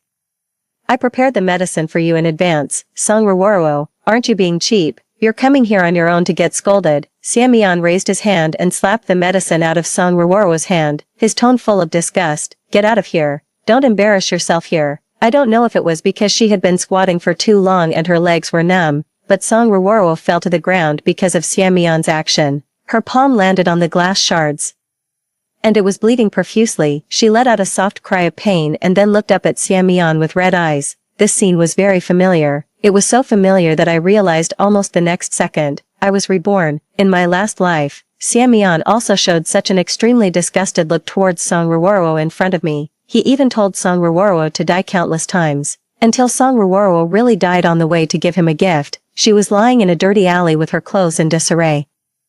When sorting out the belongings left behind, Song Ruorwo's mother gave Xianmian a diary with red eyes. The diary was filled with Song Ruorwo's deeply hidden love for Xianmian, and accusations of all kinds of warnings and domineering behaviors that I carried out behind her back. So, Xianmian believed that I had killed Song Ruorwo out of jealousy. He coldly called Song Ruorwo disgusting and burned the diary in front of me. But soon after, he began to take crazy revenge on me. First, he framed my mother and got her imprisoned. Then he imprisoned me and tortured me with all kinds of means. The day I died happened to be his birthday. It was also the anniversary of Song Ruorwo's death. Xianmian found people to humiliate me, his eyes full of hatred. Ruorwo just wanted to stay by my side. Why couldn't you tolerate her so much? But I didn't make it easy for Xianmian either. Before I died, I bit off one of his ears, but fortunately, I was reborn. I went back to the day when Xianmian publicly humiliated Song Ruorwo and then confessed his love to me. Everything hadn't started yet. 2. Medicine. Where did you get the money to buy such expensive medicine? Could it be that you used the same means as your mother? Xianmian sneered. He had always spoken to Song Ruorwo so harshly, so in my last life, I really thought that Xianmian truly hated his stepsister. Sure enough, Song Ruorwo's face turned pale. She looked at Xianmian helplessly and in shock, and shouted with a sobbing voice, "I'm not that cheap." But this time, I noticed that Xianmian's gaze subconsciously avoided, and there was a trace of heartache in his eyes, as if he was regretting it. I sneered. No one present stopped Xianmian, because everyone knew that Xianmian hated his stepmother who had become his father's wife after being the mistress. He also hated the burden that his stepmother brought into the Xie family. That is, Song Ruorwo, but in Song Ruorwo's diary in my last life. It was me who led all of this. It was me who excluded and bullied her with all my friends in the circle, making her gradually despair. This was also one of the reasons why Xianmian hated me, so I looked at Song Ruorwo who was crying softly and walked towards her on my own initiative. I asked kindly, "Are you okay?" I helped her up and then glared at Xianmian. "Xianmian, you're going too far. Why don't you take Miss Song to put some medicine on her wound quickly?" As soon as these words were spoken, everyone was stunned. 3. Everyone knew that Xianmian and I were childhood sweethearts, and today, it was the day when Xianmian confessed his love to me in front of all our friends. It was also my birthday. He frowned subconsciously. Luo, don't be angry. I'll make her leave right away. Xianmian thought I was speaking ironically. After all, everyone thought that I really didn't like Song Ruorwo always pestering and flattering Xianmian, but she couldn't be driven away. So Xianmian softened his tone and chuckled to coax me. "Today is your birthday, I won't let anyone disturb you." As he was speaking, he was about to drag Song Ruorwo out, but before I could speak, Song Ruorwo's voice suddenly rang in my ear. "System, what's going on? Why is the female lead suddenly being nice to me?" I was stunned and subconsciously looked at Song Ruorwo. She didn't open her mouth. Probably because she was pulled painfully by Xianmian, she was lowering her head and sobbing softly. But the voice I heard was completely different from the weakness she showed. "Forget it, she's just an insignificant supporting character. As long as I have that medicine, I will definitely win the male lead tonight." Song Ruorwo's tone was full of confidence. Wait a minute. So I immediately stopped Xianmian, pretending not to see his body stiffening instantly. I smiled at Song Ruorwo. "Today is my birthday. Can I invite you to my birthday party?" Xianmian's face froze. Song Ruorwo subconsciously looked at Xianmian's reaction. She rarely went against Xianmian's will, but Song Ruorwo really wanted to succeed this time, so she quickly lowered her head and softly agreed, saying okay. I chuckled. The smile didn't reach my eyes. Rather than letting these two people do something where I didn't know, it would be better to keep them right under my nose. 4. I had booked these 2 floors of the hotel, perhaps because I didn't accept his confession immediately. Or perhaps because Song Ruorwo stayed. In the following time, Xianmian kept drinking. I didn't stop him and was happy to see it happen. Song Ruorwo kept whispering beside Xianmian, advising him to drink less, but she was pushed away impatiently by Xianmian. But no one noticed that Xianmian always carefully avoided Song Ruorwo's injured hand. Even when he noticed that Song Ruorwo was about to bump into the waiter's cart, he quietly pulled her closer to him, and then he impatiently shook her off. No one noticed the strange atmosphere between the two of them. I smiled and secretly asked someone to serve more high-concentration alcohol. It was time to cut the cake. I distributed the cake to my friends, including Song Ruorwo, but when Xianmian noticed the cake that Song Ruorwo got, his face froze, and he reached out and knocked the cake over without thinking. The commotion was so loud that everyone subconsciously looked over. Xianmian subconsciously explained, "She's allergic to almonds." As if realizing that his behavior was too extreme, his eyes darkened, and he calmed down. Then he sneered, "She's allergic to almonds. I'm afraid that if she eats it and dies, the old man will come to me for trouble." His expression was as disgusted as ever, but I saw Song Ruoro's eyes light up, with a bit of complacency that she was determined to succeed. 5. Xiamian was drunk. He leaned on me, his tone coquettish and with a trace of small complaint. "Luo, why didn't you agree to me?" But before I could answer, Xiamian started self-reflecting. "It must be because I'm not good enough, so Luo is hesitating." He sounded a bit aggrieved. Xiamian and I were childhood sweethearts. The always proud young master of the Xia family would only lower his head for me, and because of my words "I like it," he took great pains to practice his cooking skills. He once told everyone with bright eyes that I was the girl he most wanted to marry. So everyone thought that we were the most suitable couple. I also thought so in my last life, so even though Song Ruoro often appeared beside Xiamian and me, I didn't take her seriously at all, until later Song Ruoro died. I also clearly realized that for Xiamian, wanting to marry didn't mean loving the most, and the two could even coexist. I turned my head and looked at Xiamian, who was leaning on my shoulder. He was completely different from the gloomy and vicious Xiamian in my memory who wanted me to die, so I smiled and said, "How could that be? You're very good. It's just that I have some things to deal with." My tone was casual, but Xiamian was coaxed into being happy and said that I was the best in a clingy way. But he was so drunk that he didn't even know when the person beside him had changed. "I have something urgent to deal with. I can only trouble Miss Song to send me on to the room." I noticed that Song Ruoro was following me intentionally or unintentionally, so I stopped her. I handed her the room card and spoke with an apologetic tone. Song Ruoro had originally been secretly jealous and staring at the intimate actions between me and Xiamian. When she heard these words, she was stunned for a moment, then quickly lowered her head and held back the smile at the corner of her mouth. "It doesn't matter. Miss Shin can go and do your own thing. I'll just send my brother there." I could still clearly hear her conversation with that so-called system. Her tone was disdainful. "This woman is so stupid. She sent the opportunity to me herself." "Then don't blame me." Song Ruoro helped Xiamian leave, and I just stood there and suddenly laughed. "Go ahead, after all."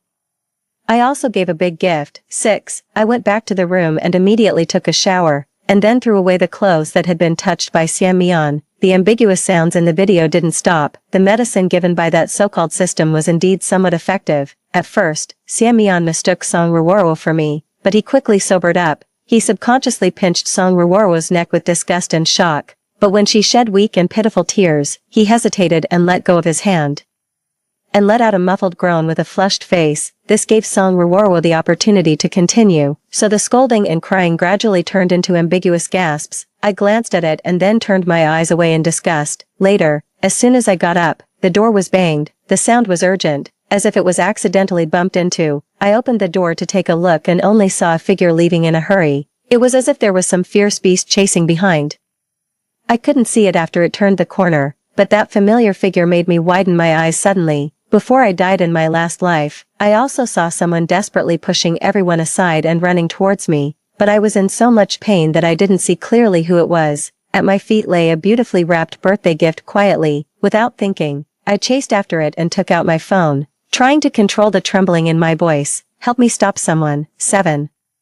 The person was stopped at the gate by the bodyguards. When I arrived, he had his back to me and was fighting with the bodyguards who were stopping him. His movements were fierce, and he hardly considered whether he would get injured. "Stop." The moment that person heard my voice, he stiffened suddenly, like a fierce dog that immediately stopped all its actions after receiving the owner's command. He waited obediently and nervously. "Am I going to eat you? Why are you running so fast?"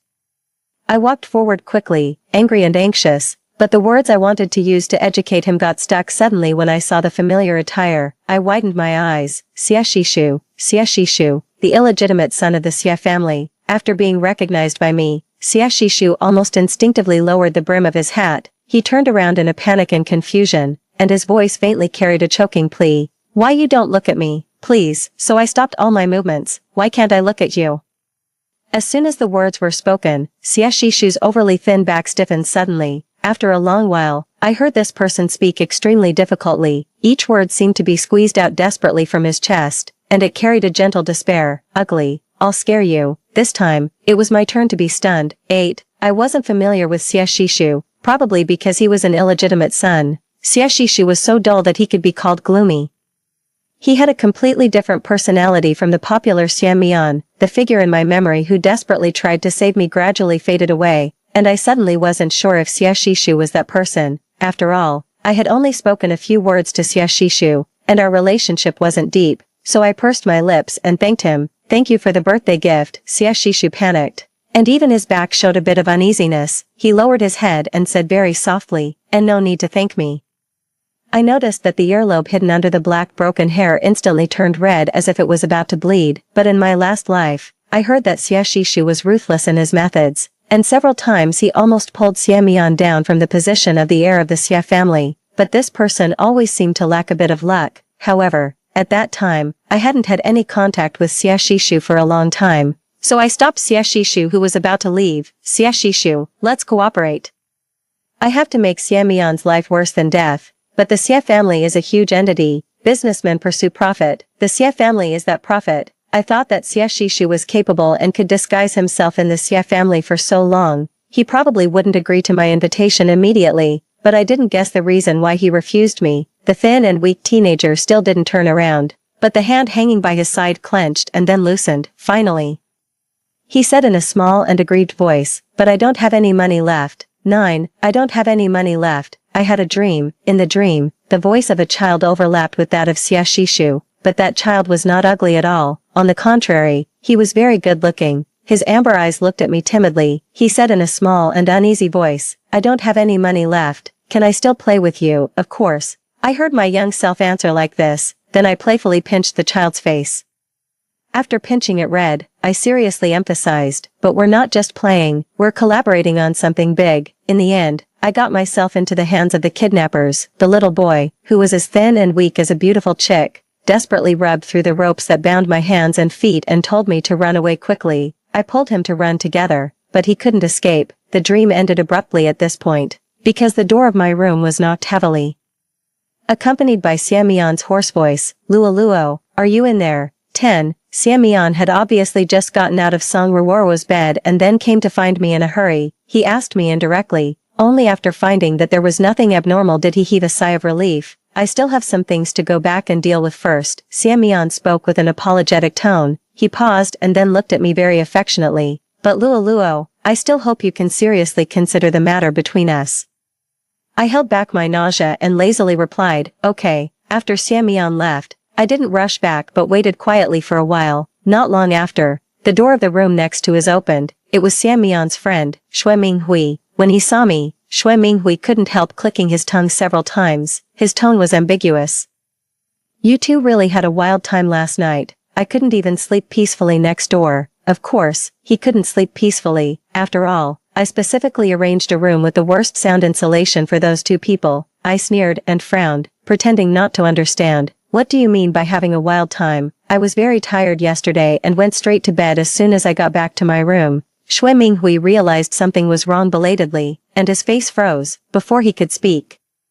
I asked again, by the way, do you know where Miss Song has gone? Song Ruoro? Yeah, I showed an apologetic expression. I was supposed to send Mian back to rest last night, but something came up at the company, so I asked Miss Song to take care of Mian. Later, after I finished dealing with the matter, I realized that I forgot to give Miss Song her room card. I don't know where she stayed so late last night. At this moment, Xue Minghui's face darkened so much that it seemed as if ink could drip from it. I only found out in my last life, after Song Ruoro's death, that Xue Minghui liked Song Ruoro. He hid it very well, just so that when Song Ruoro was in deep trouble, he could appear in front of her as a savior. So Xue Minghui had never stopped Xie Mian from bullying Song Ruoro. He even fanned the flames in front of Xie Mian intentionally or unintentionally, but before he could make his appearance, Song Ruoro died. Later, under Xie Mian's deliberate guidance, Xue Minghui also believed that I had schemed to kill Song Ruoro, so these two people joined hands to carry out the so-called revenge on me. But now, the allies from my last life were about to turn against each other. Xue Minghui left in a hurry with a gloomy face even before he could make excuses for his good brother. I curved my eyes and smiled, but when I turned around, I was suddenly stunned. Xie Shishu, 11, he was still wearing black clothes, black pants, a black duckbill cap, and even a black mask, hiding in the corner. I didn't know how long he had been there. I suddenly remembered that Xie Shishu in my impression always seemed so unremarkable. when did you come? I walked towards him with a casual tone. Last night, after Xie Shishu left in a hurry with the words, but I don't have any money left. He didn't give a definite answer. When he saw me walking over, this person instinctively wanted to step back. But he was so scared by my words, if you dare to take a step back, I'll strip off your clothes, that he stopped in his tracks abruptly. The earlobe exposed outside was so red that it seemed as if it was about to bleed. Xie Shishu stammered, he's not a good person. Don't agree to him. I saw Song Ruoro enter his room last night and she didn't come out all night. It was obvious who he was. When he saw me raise my eyebrows, Xie Shishu was worried that I wouldn't believe him and said anxiously, really, I saw it with my own eyes. You saw it with your own eyes. I was stunned. You've been waiting here all night. I realized belatedly that Xie Shishu's all-black attire wasn't because he liked to dress like this. It was because he simply didn't have time to change his clothes. My expression became complicated. Just as I was about to say something, I saw Xie Shishu take a small half-step back. He lowered his head and said very softly, why you don't come any closer? As if afraid that I would think too much, this person raised his head again and explained to me in a hurry, I don't dislike you. I just haven't had time to change my clothes. I'll smell bad. The last half of the sentence was said very softly and embarrassingly. He was clearly half a head taller than me, but at this moment, he was as flustered and helpless as a child who had made a mistake. I suddenly thought of the dream I had. I thought of the little boy in the dream who was overly delicate in appearance but very shy, so a sentence blurted out, Xie Shishu, can I see your face? Xie Shishu had always been wearing a mask, and in my last life, he went abroad early. When he returned to the country, I had already been imprisoned in the dark basement by Xie Mian. It seemed that I had never known what Xie Shishu looked like, but as soon as the words were spoken, Xie Shishu's body stiffened suddenly. Even the redness on his earlobe faded away instantly. The aura around him became as silent as a stagnant pond. I remembered the conversation last night and guessed that he should have some unspeakable difficulties. Immediately, I felt a bit apologetic. Sorry, I was being rude. It's okay. Xie Shishu gently shook his head. He slowly and stiffly raised his hand, as if he was going to take off his mask. It might be a bit ugly. I hope it won't scare you, Xie Shishu. I stopped him and smiled with curved eyebrows. Thank you for the reminder. 12. I stopped Xie Shishu from taking off his mask, but I kept it in mind and asked someone to investigate what had happened to Xie Shishu. I don't know why. After meeting Xie Shishu for the second time, the thought in my heart that Xie Shishu is the person from my last life became stronger and stronger. Xie Shishu's information was overly simple, but I saw a photo of Xie Shishu when he was a child.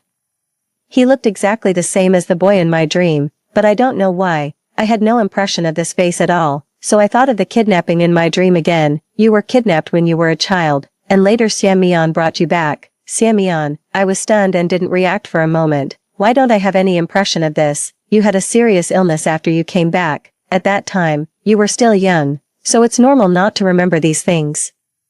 My mother rolled her eyes at me while applying a facial mask. Otherwise, why do you think our family is so close to the Xie family? It's not because their son saved your life. I thought that the son of the Xie family might really have saved my life, but that person definitely wouldn't be Xie Mian. I heard that you invited Xie Mian's little sister on your birthday. My mother didn't look at me, so I realized that my little tricks hadn't been hidden from her. Sure enough.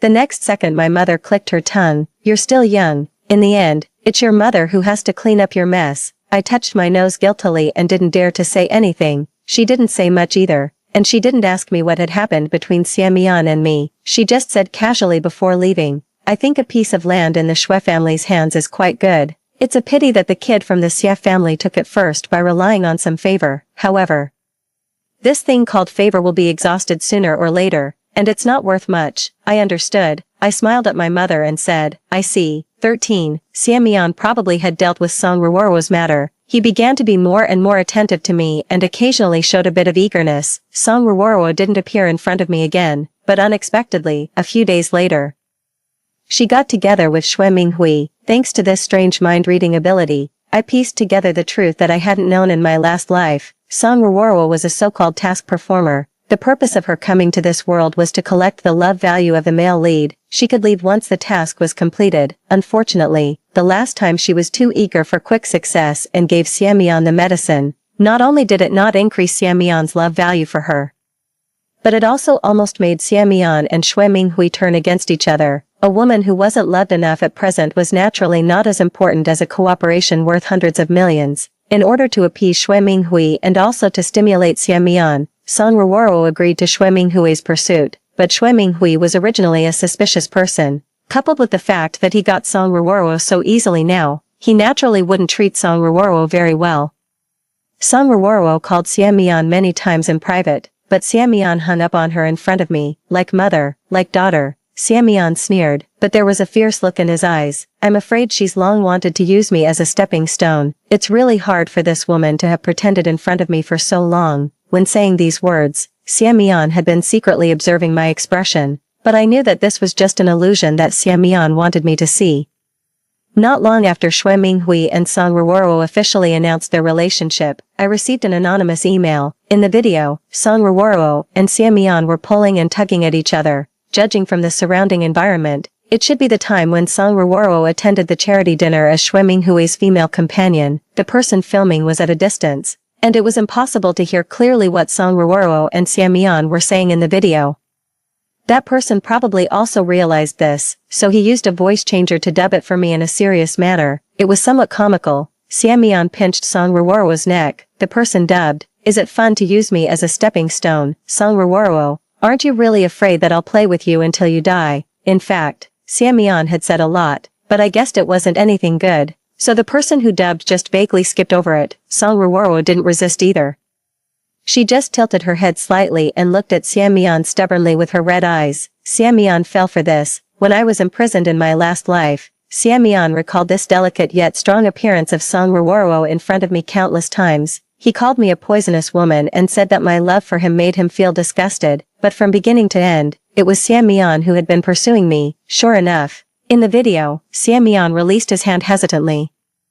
Then he kissed her as if to vent his emotions, biting Song Ruoro's lips with red eyes. Song Ruoro tilted her head back to bear it, and a tear that was just right rolled down her cheek. Then, this kiss that was originally just for venting gradually changed its taste. Xie Mian's hand reached into Song Ruoro's dress. This probably scared the person filming. A slightly red hand flashed quickly in the shaking camera, but it soon disappeared from view, so I couldn't help but sigh.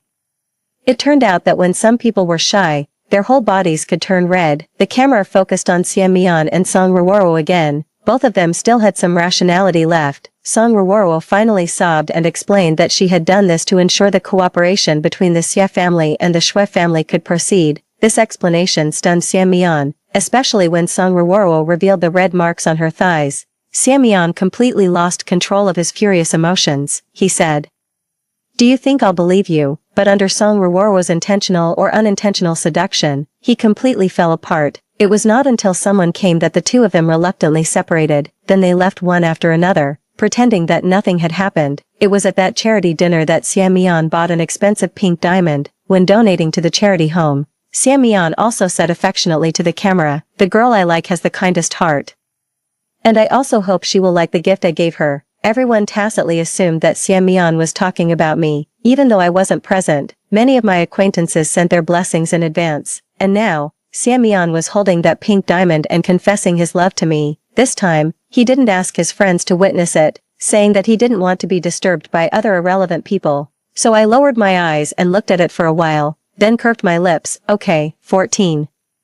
Xie Mian was overjoyed. Without saying a word, he wanted to contact the two families to have a meal together. He hugged me and sighed, "I can finally enter your house legitimately, Luo Luo. Don't worry, I will definitely treat you very well." When is Aunt Shen free? I could hear the eagerness in Xie Mian's tone, and of course, I knew why he had such a reaction. First, he was afraid that his affair with Song Ruoro would be exposed, so as to avoid any potential problems. Second, he wanted to take this opportunity to make my mother agree to give up a portion of the profit. The Xie family and the Shen family had a cooperative project recently. Everything went smoothly in the early stage, but there were some problems with the profit sharing. My mother had been stubborn and didn't give in. Okay, I held back my discomfort all over my body and replied casually, "You can arrange it. If you can make my mother give in on this matter, you win." I sneered in my heart.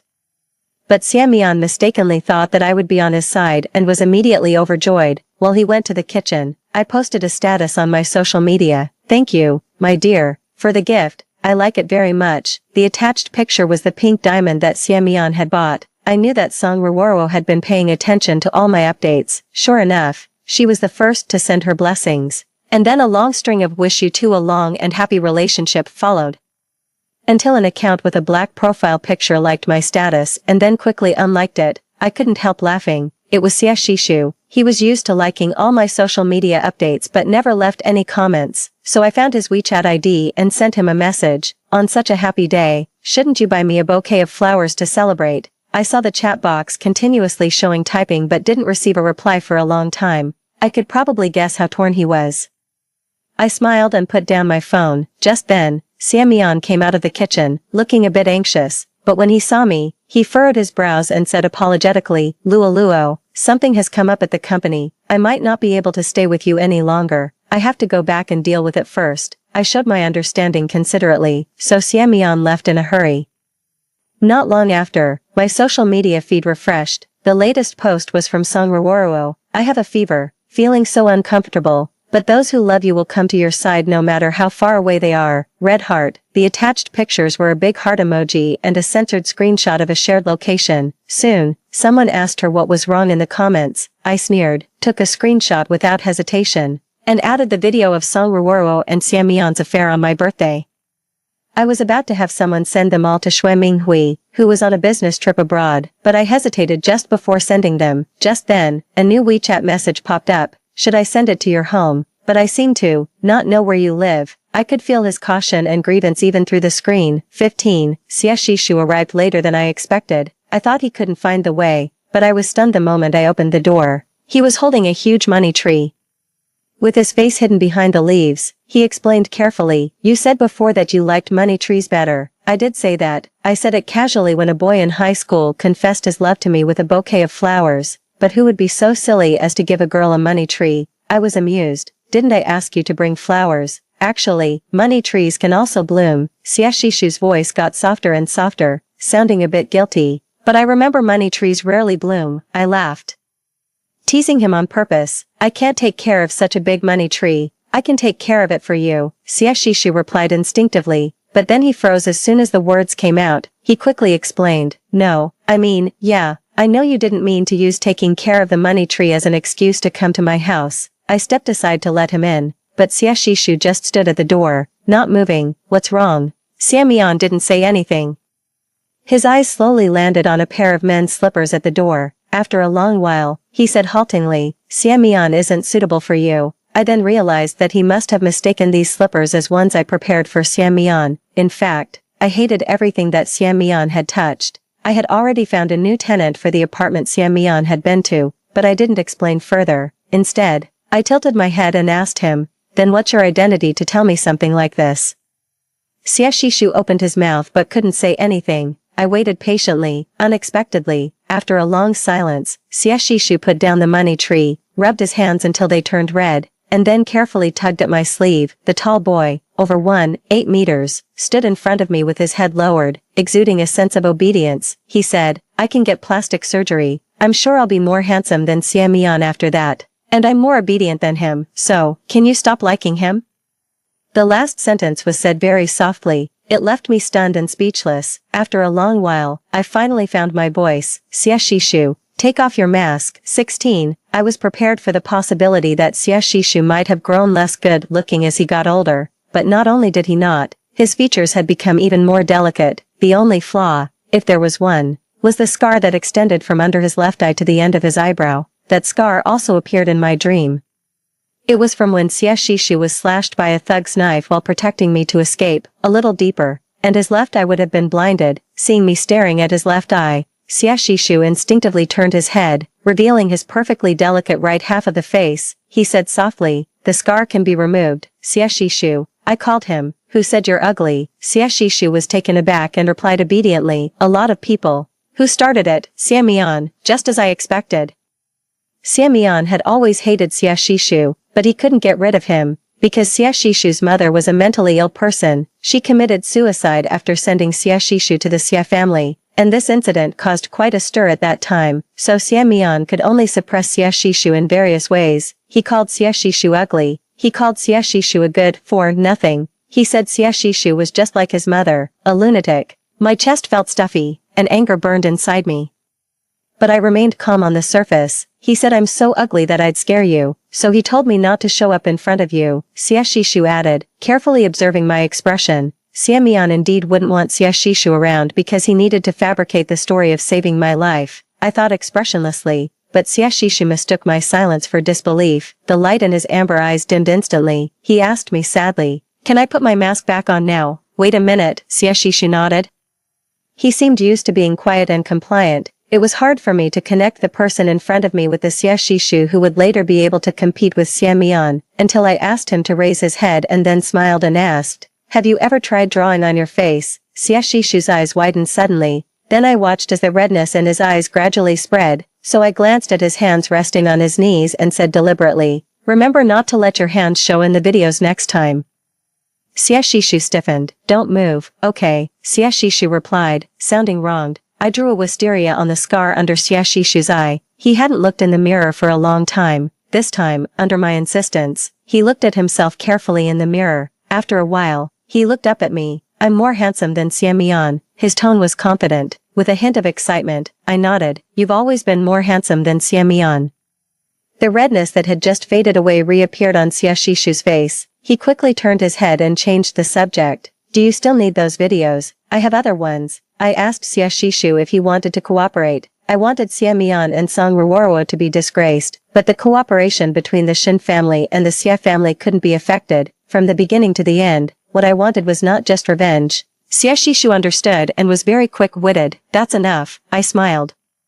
The videos I had were already enough to make Xue Minghui, that madman, turn against Xie Mian. 17. I found someone to teach Xie Shishu. He was much smarter than I expected. Most of the time, he could understand things with just a little explanation. Even so, I caught him studying all night several times. When caught, he would admit his mistake obediently but never change his ways. I asked Xie Shishu why he was pushing himself so hard. Xie Shishu stared at me for a long time, then stammered and changed the subject. He was hiding something from me. This made me a bit unhappy, but the feeling didn't last long. After all, this time, I only believed in myself. Xie Mian was so entangled with Song Ruoruo that he had no time to arrange a meeting between the two families. Song Ruoruo was extremely jealous and possessive. Now, because of the existence of Xue Minghui, a ticking time bomb, she was eager to complete her mission as soon as possible, and every time I met with Xie Mian, I would post on social media to show off. I knew Song Ruoruo was watching, and every time she saw it, she would find ways to call Xie Mian back to her side. This atmosphere of infidelity had Xie Mian hooked, especially when my unreasonableness made Song Ruoruo seem even more gentle and considerate. With my push, Xie Mian and Song Ruoruo's relationship developed rapidly. Xie Mian wanted it all, but in this world, there's no such thing as having everything your way. The project cooperation finally ended with my mother getting an additional 10% of the profit. I heard that after returning home, Xie Mian's father scolded him severely, thinking that he had failed to do a good job in dealing with our side. Xie Mian threw a huge tantrum that day, although he was nominally the heir of the Xie family.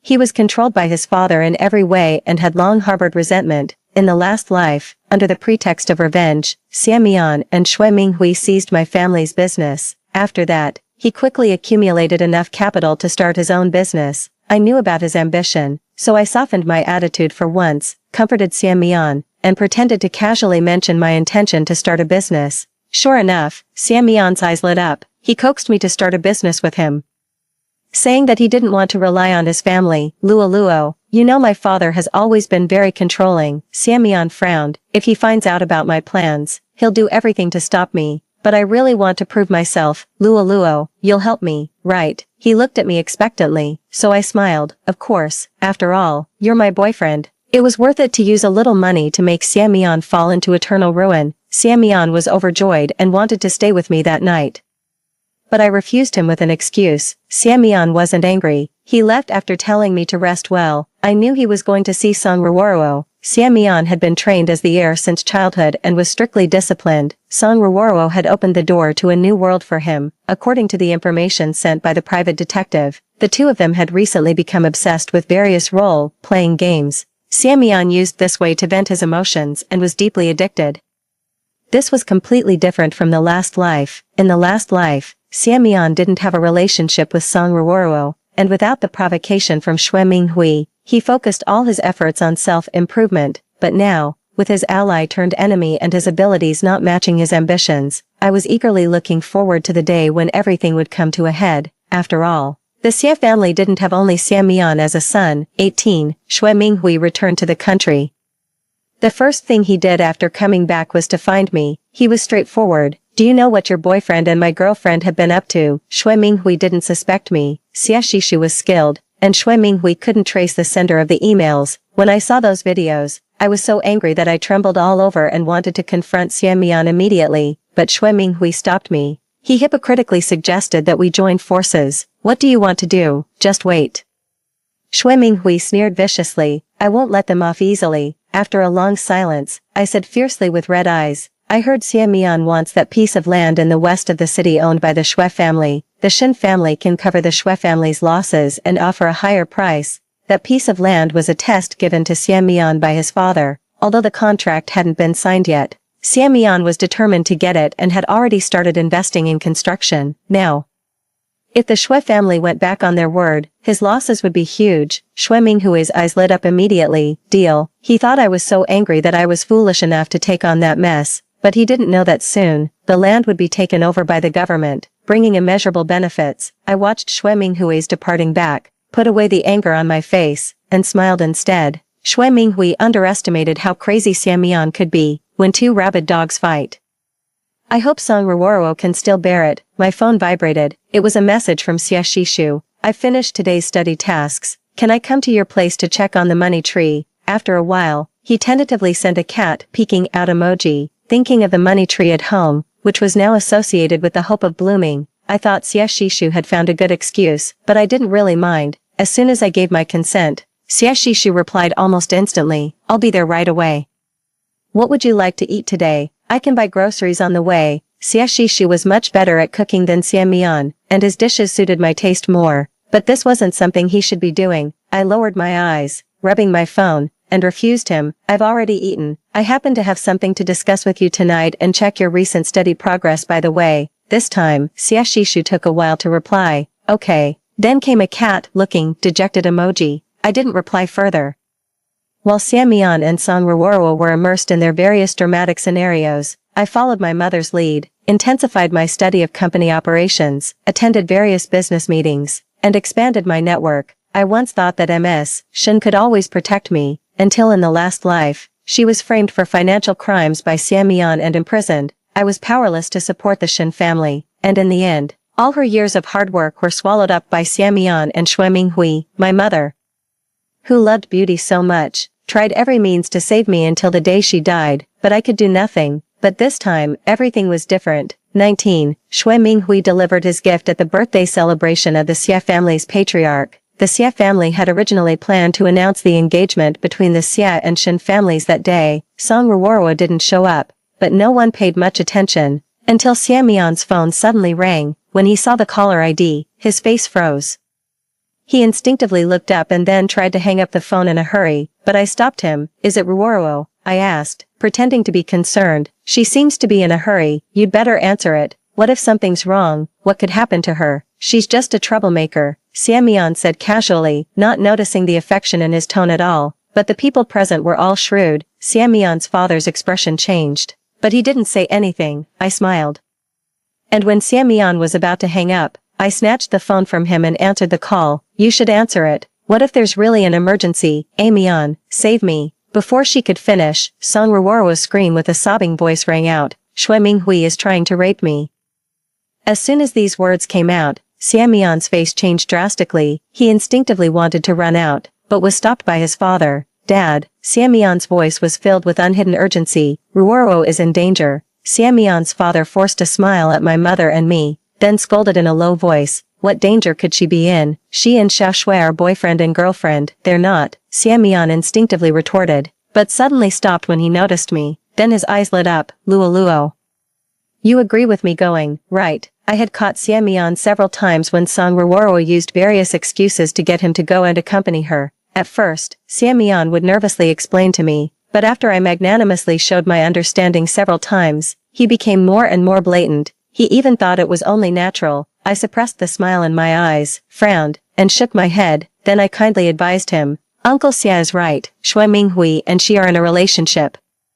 How could he do something to hurt her? Maybe she's saying this on purpose. I bit my lip and didn't continue, but the meaning was clear. Xia Mian's face instantly darkened. He looked at me with disappointment in his eyes, and hurtful words blurted out without thinking. Shen Luo, I never thought you'd become so vicious. Xia Mian. Xia Mian's father slapped him, stopping him angrily. The sudden pain brought Xia Mian back to his senses. But the words had already been said. He gave me a complex look, turned around, and was about to leave, only to be stopped by his father's men. Let him go. When the two sides were at a stalemate, the voice of the old master of the Xia family sounded. He was helped out by Xia Shishu, and I exchanged a quick glance and then quickly looked away. The old master of the Xia family scanned Xia Mian with eagle-like eyes. But Xia Mian, you should know what the consequences will be if you step out of this door today. You're not the only son in the Xia family. These words carried a warning, but Xia Mian didn't care. He pushed past the security guards without looking back and ran out. 20. The old master of the Xia family was extremely angry, but the best was yet to come. In the middle of the banquet, the screen in the hall suddenly started playing a live video. The environment in the video was dim, but there were ambiguous gasps and offensive dialogues. Slut, are you so happy being my dog? Where did Shui Minghui touch you? Here, or here? I didn't let him touch me. Brother, won't Shen Luo mind if you come here? After all, you're going to announce your engagement later. Don't mention her. That woman won't even let me kiss her. I don't know what she's pretending to be so high and mighty about. If it weren't for her surname being Shen, I wouldn't even bother with that vicious woman. Everyone heard it clearly. Xia Shishu's face turned ice, cold almost instantly. His gaze on the video was as if he wished he could rush over and kill Xia Mian, but I stopped him silently. The old master of the Xia family had a stroke on the spot. The scene was in chaos. In the end, Xia Shishu called the family doctor, made a decisive decision to turn off the video, block the news, and deal with the media reporters at the banquet in a timely manner. He also had people forcefully bring Xia Mian and Song Ruoro back, but this video wasn't only played at the banquet. It spread across the entire internet. Shui Minghui had gone all out. It was considered a response to the hints I gave when sending those videos. I lowered my head and took a sip of wine without saying a word. My mother demanded an explanation from the Xia family with a cold face. Helpless, Xia Mian's father could only keep apologizing. He immediately handed over 3 projects to the Shen family and agreed to many conditions, barely calming my mother down. The anger on my mother's face hadn't completely disappeared, but she beamed as soon as she got in the car. How did you know Xia Mian would definitely go to that woman? She guessed that I had secretly orchestrated all these things. I let out an ah and chuckled. Because Song Ruoro is pregnant. 21. I had someone leak the news of Song Ruoro's pregnancy to Xia Mian. She originally wanted to keep it from Xia Mian and have an abortion.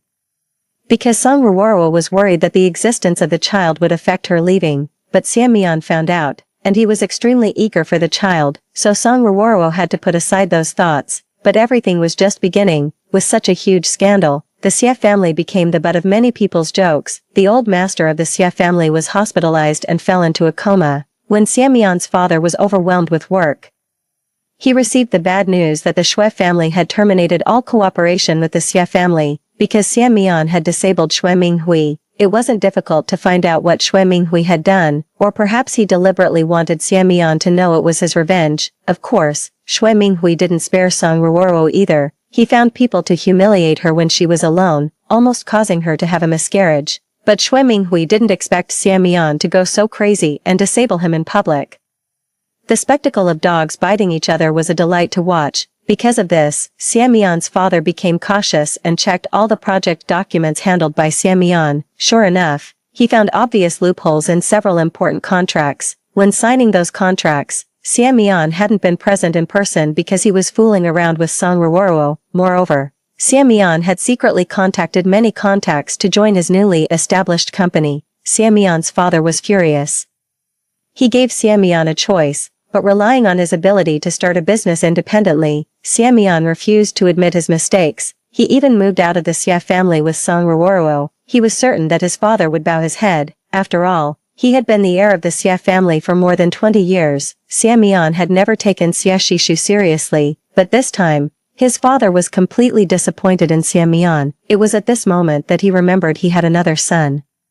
And that son was more talented than Xia Mian. He could understand things quickly, and he was even more obedient than Xiamian. It was just that he had been suppressed by his eldest son in the past few years and hadn't been able to rise to the top. In addition, after the old master of the Xie family woke up, he also intended to let Xie Shishu take over, so when Xiamian wasn't aware, the Xie family had already undergone a change. At that time, Xiamian was still indulging in various intimate games with Song Ruoruo. While waiting for his father to bow his head, the Xie family had announced the new heir. I originally thought that according to Xiamian's character, he would make a scene, but he didn't. Instead, he suddenly became diligent in his work and even hired several newly graduated and unknown college students. Everyone was laughing at Xiamian for giving up on himself. But when I saw those people, I was stunned. They were all old acquaintances of the team Xiamian had newly established after annexing the Shen family in the previous life. 22. As expected, Xiamian had also been reborn. He originally wanted to rely on his memories of the previous life to turn the tide, but he didn't expect that I had preempted him in those promising projects and investments. 1 or 2 cases could be considered coincidences, but after so many times, even Xiamian couldn't convince himself. Shenluo, you've been reborn too, right? Xiamian came to question me, his eyes bloodshot. I just looked at him quietly for a while and suddenly smiled. So you're back too, that's great. I said the last 2 words very softly, but Xiamian could hear them. He misunderstood that I still had feelings for him and that everything I had done was just to make him bow his head to me. So after a moment of hesitation, Xiamian softened his attitude. We did have some misunderstandings in the previous life, and I just wanted to scare you at that time. I didn't really want to hurt you. Fortunately, nothing has happened yet, and there's still time, Xiamian said, then changed to an affectionate tone. Actually, Luo, I still love you. Song Ruoruo was just a passing fancy to me. You're the one who can truly become the mistress of the Xie family, as long as you help me through this difficult time. I promise I won't hold your previous actions against you. I was amused by Xiamian's brazen words. Xiamian, I looked at him sideways, my eyes full of mockery. You don't think I said that because I like a piece of trash like you, do you? Xiamian's face changed. He tried to rush towards me, but was held back by the bodyguards beside me. What I meant was, now that you're back, I can take my revenge on you with more peace of mind. I walked up to Xiamian and smiled, dropping another bombshell. By the way, Xiamian, do you know why Song Ruoruo has been clinging to you? What? Because you're just a tool for her to complete her mission. I said each word slowly, watching Xiamian's face turn pale instantly. 23. Xiamian wasn't without suspicion, but he stubbornly refused to admit it in front of me. So I took out the records of Song Ruoruo's early appointment for an abortion at the hospital. Then I asked him, guess, are there any more problems in your company? Xiamian shivered when he met my eyes. You. Before he could finish, he was interrupted by a hurried ringtone. As Xiamian answered the phone, his face grew uglier and uglier. I didn't need to guess what the other person was saying. It was nothing more than financial fraud, and his confidants had embezzled public funds and run away. When Xiamian was reborn, he faced a pile of troubles and didn't even think to investigate the people in his company. Shenluo, you bitch. He slammed his phone down and tried to break free from the bodyguards to attack me, but I kicked him several times. Xiamian, you'd better stay alive. I looked down at him and smiled. It's not over yet. 24. Xiamian gradually started leaving early and coming back late. To pay off his debts, he and Song Ruoruo moved from a high-end apartment to a rental house. This was a huge blow to Song Ruoruo, who was used to a luxurious life. Especially since Xiamian's love value for her no longer increased, Song Ruoruo began to do everything she could to please Xiamian, but although Xiamian vented his emotions, the love value didn't budge at all. At this time, Shui Minghui found Song Ruoruo again and said that as long as she aborted the child and returned to him, he could forget about everything that had happened before. Song Ruoruo wavered, especially after Xiamian scolded her the previous day for spending hundreds of thousands on a necklace, but by then, Song Ruoruo's belly was already quite big, so she ruthlessly devised a plan to cause a miscarriage. But she didn't expect that everything would be photographed by the private detective I hired and sent to Xiamian. You bitch. Song Ruoruo, who had been crying pitifully in the hospital, originally wanted to win Xiamian's sympathy, but instead, she was met with his punches and kicks. He grabbed her hair fiercely and smiled menacingly. You want to go back? I'll make sure you can never go back. You'll stay here with me forever. Upon hearing these words, Song Ruoruo stopped crying instantly and looked at Xiamian in disbelief. It was then that I heard that cold mechanical voice ring out. Mission failed. In the previous life, Xiamian's love value for Song Ruoruo had always been just a little short. Song Ruoro thought it was all because of me, so she planned a death. A death that would make Xiamian fall in love with her completely and also allow her to take revenge on me. 25. In the end, Xiamian still bowed his head. He wanted to go back and beg his father for forgiveness, asking the Xie family to help him pay off his debts, but he was stopped by Xie Shishu. Xiamian's father was originally a bit soft-hearted, until Xie Shishu showed him some evidence. Evidence of the trick Xiamian had played on him to prevent other illegitimate children from competing for the family business. I had learned about these things by chance in the previous life, so I had prepared the evidence early in this life. Xiamian's father was shocked and angry, and he immediately had Xiamian driven out. This also let Xue Minghui know that the Xie family had truly given up on Xiamian. He began to take unbridled revenge on Xiamian. The next time I saw Xiamian was in the company's underground parking lot. With a knife in his hand, he rushed towards me, his eyes blood red. Bitch, die. But he was stopped. It was Xie Shishu, who I hadn't seen for a long time due to his busy schedule. It was the first time I saw such a sinister side of Xie Shishu. He punched Xiamian again and again, as if he wanted to beat him to death. If I hadn't stopped him, Xiamian would most likely have been killed by him. Ha ha ha, Xie Shishu. I knew it was you, a bitch and a psycho, a perfect match. Xiamian spat out the teeth that had been knocked out, pointed at us with his swollen eyes, and laughed. When Xie Shishu heard the word psycho, his body stiffened. He turned his back to me and didn't dare to turn around. In fact, Xie Shishu was very different from the person he was a few months ago, but some of his inferiority complex was still ingrained, especially in front of me. I let out a sigh, patted Xie Shishu on the shoulder, and called the police. Until the police arrived, Xie Shishu didn't say a word. He just silently stood in front of me, in a protective stance. During the interrogation, I learned that Song Ruoro was dead. She had been stabbed to death by Xiamian. After Xue Minghui disabled Xiamian's leg and his manhood, Xiamian took out all his anger on Song Ruoro. Later, when he had no money to pay off his debts, he forced Song Ruoro into prostitution. When Song Ruoro couldn't take it anymore and tried to escape, she was caught by the drunk Xiamian, tortured almost to death, and then stabbed to death. After killing someone, Xiamian went completely crazy. He thought that since he had already killed someone, it didn't matter if he killed one more, so he lay in wait for several days, waiting for a chance to attack me when I was alone, but he didn't expect to run into Xie Shishu. But I knew this wasn't a coincidence. Before leaving, I met Xiamian one last time. As soon as Xiamian saw me, he struggled wildly, cursing at me foully. He only quieted down after being kicked a few times by the police. Don't be so excited, I smiled at him softly. Don't worry, your good brother will come to keep you company soon. The Xue family's business was already on the decline, and the disabled Xue Minghui was in low spirits, his behavior becoming increasingly unpredictable. He had many lives on his hands. After saying this, I turned and left without waiting for Xiamian's reaction. I had already instructed people to take good care of Xiamian in prison. The things he did in the last life would now be repeated on him bit by bit. The same applied to Xue Minghui. After leaving the police station, I let out a long sigh. Then I turned to Xie Shishu, who had been silent all this time, and asked, "How long have you been following me?" Xie Shishu stiffened. He suddenly lowered his head, looking helpless as if he had done something wrong. "I'm not blaming you," I sighed.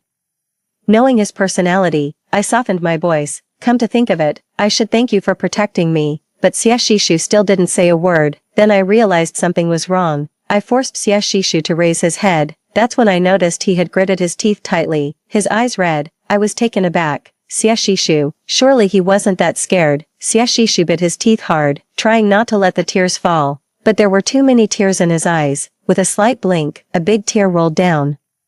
"Speak," I was getting anxious, and my tone became harsher. Finally, Xie Shishu spoke with great difficulty, his voice choking with sobs. I am not a psycho. I didn't expect that to be the reason. Xie Shishu, he was crying so pitifully that it stirred up the little kindness I had, so I cupped his face in my hands. "Look at me." Xie Shishu opened his eyes wide, trying his best to focus on me. "You're not a psycho, you're a hero." I smiled at him. "Look, you saved me once when we were kids.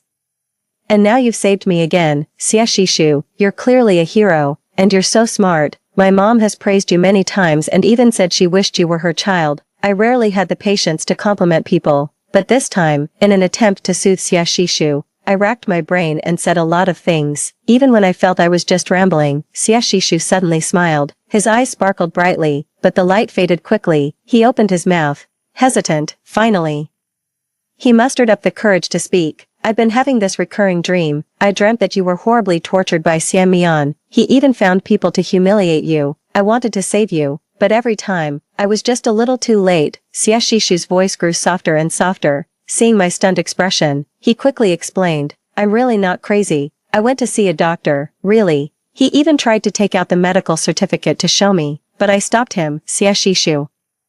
I sighed, for I didn't know how many times that night. Are you stupid? I remembered how he had hesitated when I asked him why he was working so hard. He was afraid something would happen to me, so he wanted to grow stronger as soon as possible, but he was also afraid that if he told me, I would think he was crazy. Xie Shishu pursed his lips and looked downcast again, like a big, sad dog. Yet he was so imposing when giving media interviews. I held back my laughter. Congratulations. I heard you now hold 40% of the Xie family's shares. I couldn't help but marvel at how incredibly fast Xie Shishu had grown, but Xie Shishu quickly glanced up at me and then lowered his head again. He said very softly, it's 0.27. What? I thought I had misheard, so Xie Shishu patiently repeated, I transferred them all to your name. This time, it was my turn to be silent. The old man still holds 30%, and he won't give them to me yet, Xie Shishu said, sounding a bit apologetic. It took a while before I found my voice. It was hoarse yet earnest. I never asked you to give me the Xie family business, Xie Shishu. When I first approached you, it was just to get revenge on Xian Mian. I do want to take over the Xie family, but you didn't have to go this far. Although later I hoped Xie Shishu could have the ability to protect himself, since he had saved me. I intended to give him the entire Xie family as a token of gratitude. No one would turn down money and status, at least. That's what I always thought, but Xie Shishu seemed to be an exception. I know. He smiled at me shyly. Aunt Shin said, you can trust a man when pigs can fly. My mom did say that all the time. She also often said that men were just for fun, and if one didn't work out, I should move on to the next. But I'm sure she never said that in front of Xie Shishu, otherwise, he'd be so heartbroken. I nodded and heard him continue. I think Aunt Shin is right. I also think I'm not very reliable. Aunt Shin also said that you love money. If I want to make you happy, I should just give you money. Xie Shishu paused and then asked me cautiously, did I do the right thing? After a long silence, I nodded and said, at least it's better than that money tree. God knew how much effort I had put into taking care of that money tree. Xie Shishu blushed deeply. Why are you so good to me? I looked up at Xie Shishu and asked. Xie Shishu blurted out without thinking.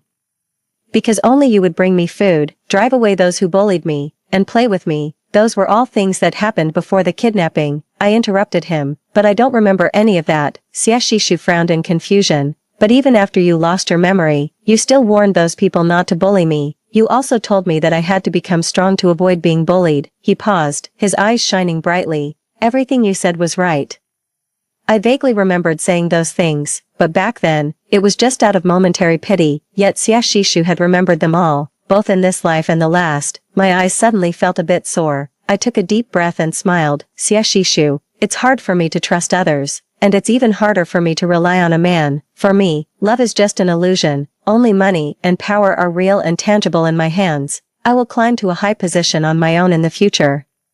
What I want is far more than what's in front of me now, so I will demand absolute loyalty, but I can't offer the same in return because I'm a very selfish person. I stared at Xie Shishu intently, not missing the slightest change in his expression. So, do you understand what I mean? But Xie Shishu was really clueless. He didn't even know how to confess his feelings. He just thought for a moment, then he asked me cautiously, can I still go to your house often to take care of that money tree? Sure, the kind where only I can take care of it, he emphasized. I rolled my eyes in exasperation. Fine, then that's good. Xie Shishu suddenly smiled contentedly. It doesn't matter. I don't need much. He had given me the power to decide everything. From the moment he transferred the shares to my name, idiot. Xie Shishu tried to defend himself. But I suddenly kissed him. His eyes widened in surprise, and his whole body went stiff. Then he turned as red as a tomato. I pulled away after a brief kiss. Xie Shishu. He lowered his head and was silent for a while. Just when I thought he was too shy, Xie Shishu suddenly looked up at me with bright eyes and gently tugged at the corner of my clothes. Can I have another kiss? Me, close your eyes. He had definitely been influenced by my mom, 28. Xian Mian didn't have an easy time in prison.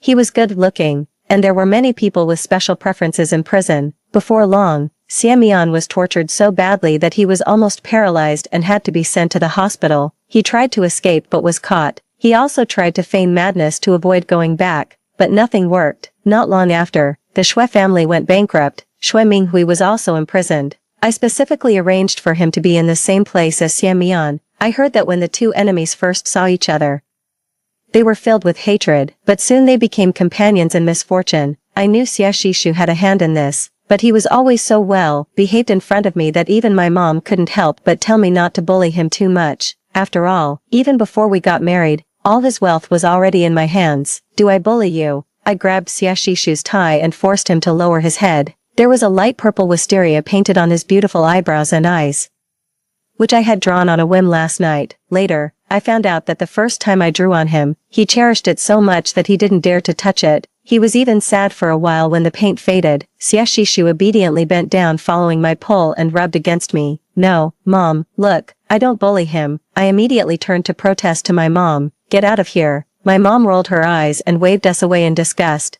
If you want to show your affection, do it outside, don't make me, an old woman, have to hit my own daughter. So I happily pulled Xie Shishu outside. When we reached the swing under the wisteria trellis, I suddenly remembered that the first time I brought Xie Shishu home, I had let him sit on the swing and pushed him. At that time, I thought Xie Shishu was a girl, a very beautiful girl. I had always wanted a younger sister. Xie Shishu, I pointed at the swing, sit on it. Xie Shishu didn't ask why. He only grabbed the ropes in a panic when I playfully pushed him.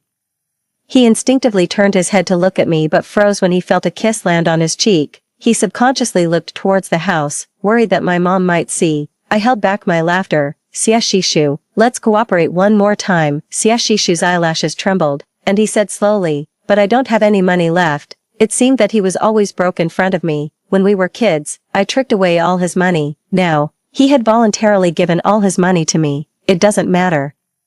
She paused for a moment, then took out a box of medicine from her pocket and carefully handed it to Xian Mian, saying, Brother, your stomach is not good. I prepared some medicine for you in advance. I took out a box of medicine from my pocket and handed it to him carefully. Xie Shishu was stunned for a long time this time. Of course, if you don't, okay. He interrupted me eagerly but didn't dare to look at me. He repeated okay several times in a low voice. I couldn't help but laugh. Don't cry. So Xie Shishu managed to hold back the urge to raise his hand and stubbornly said, I'm not crying. I sighed.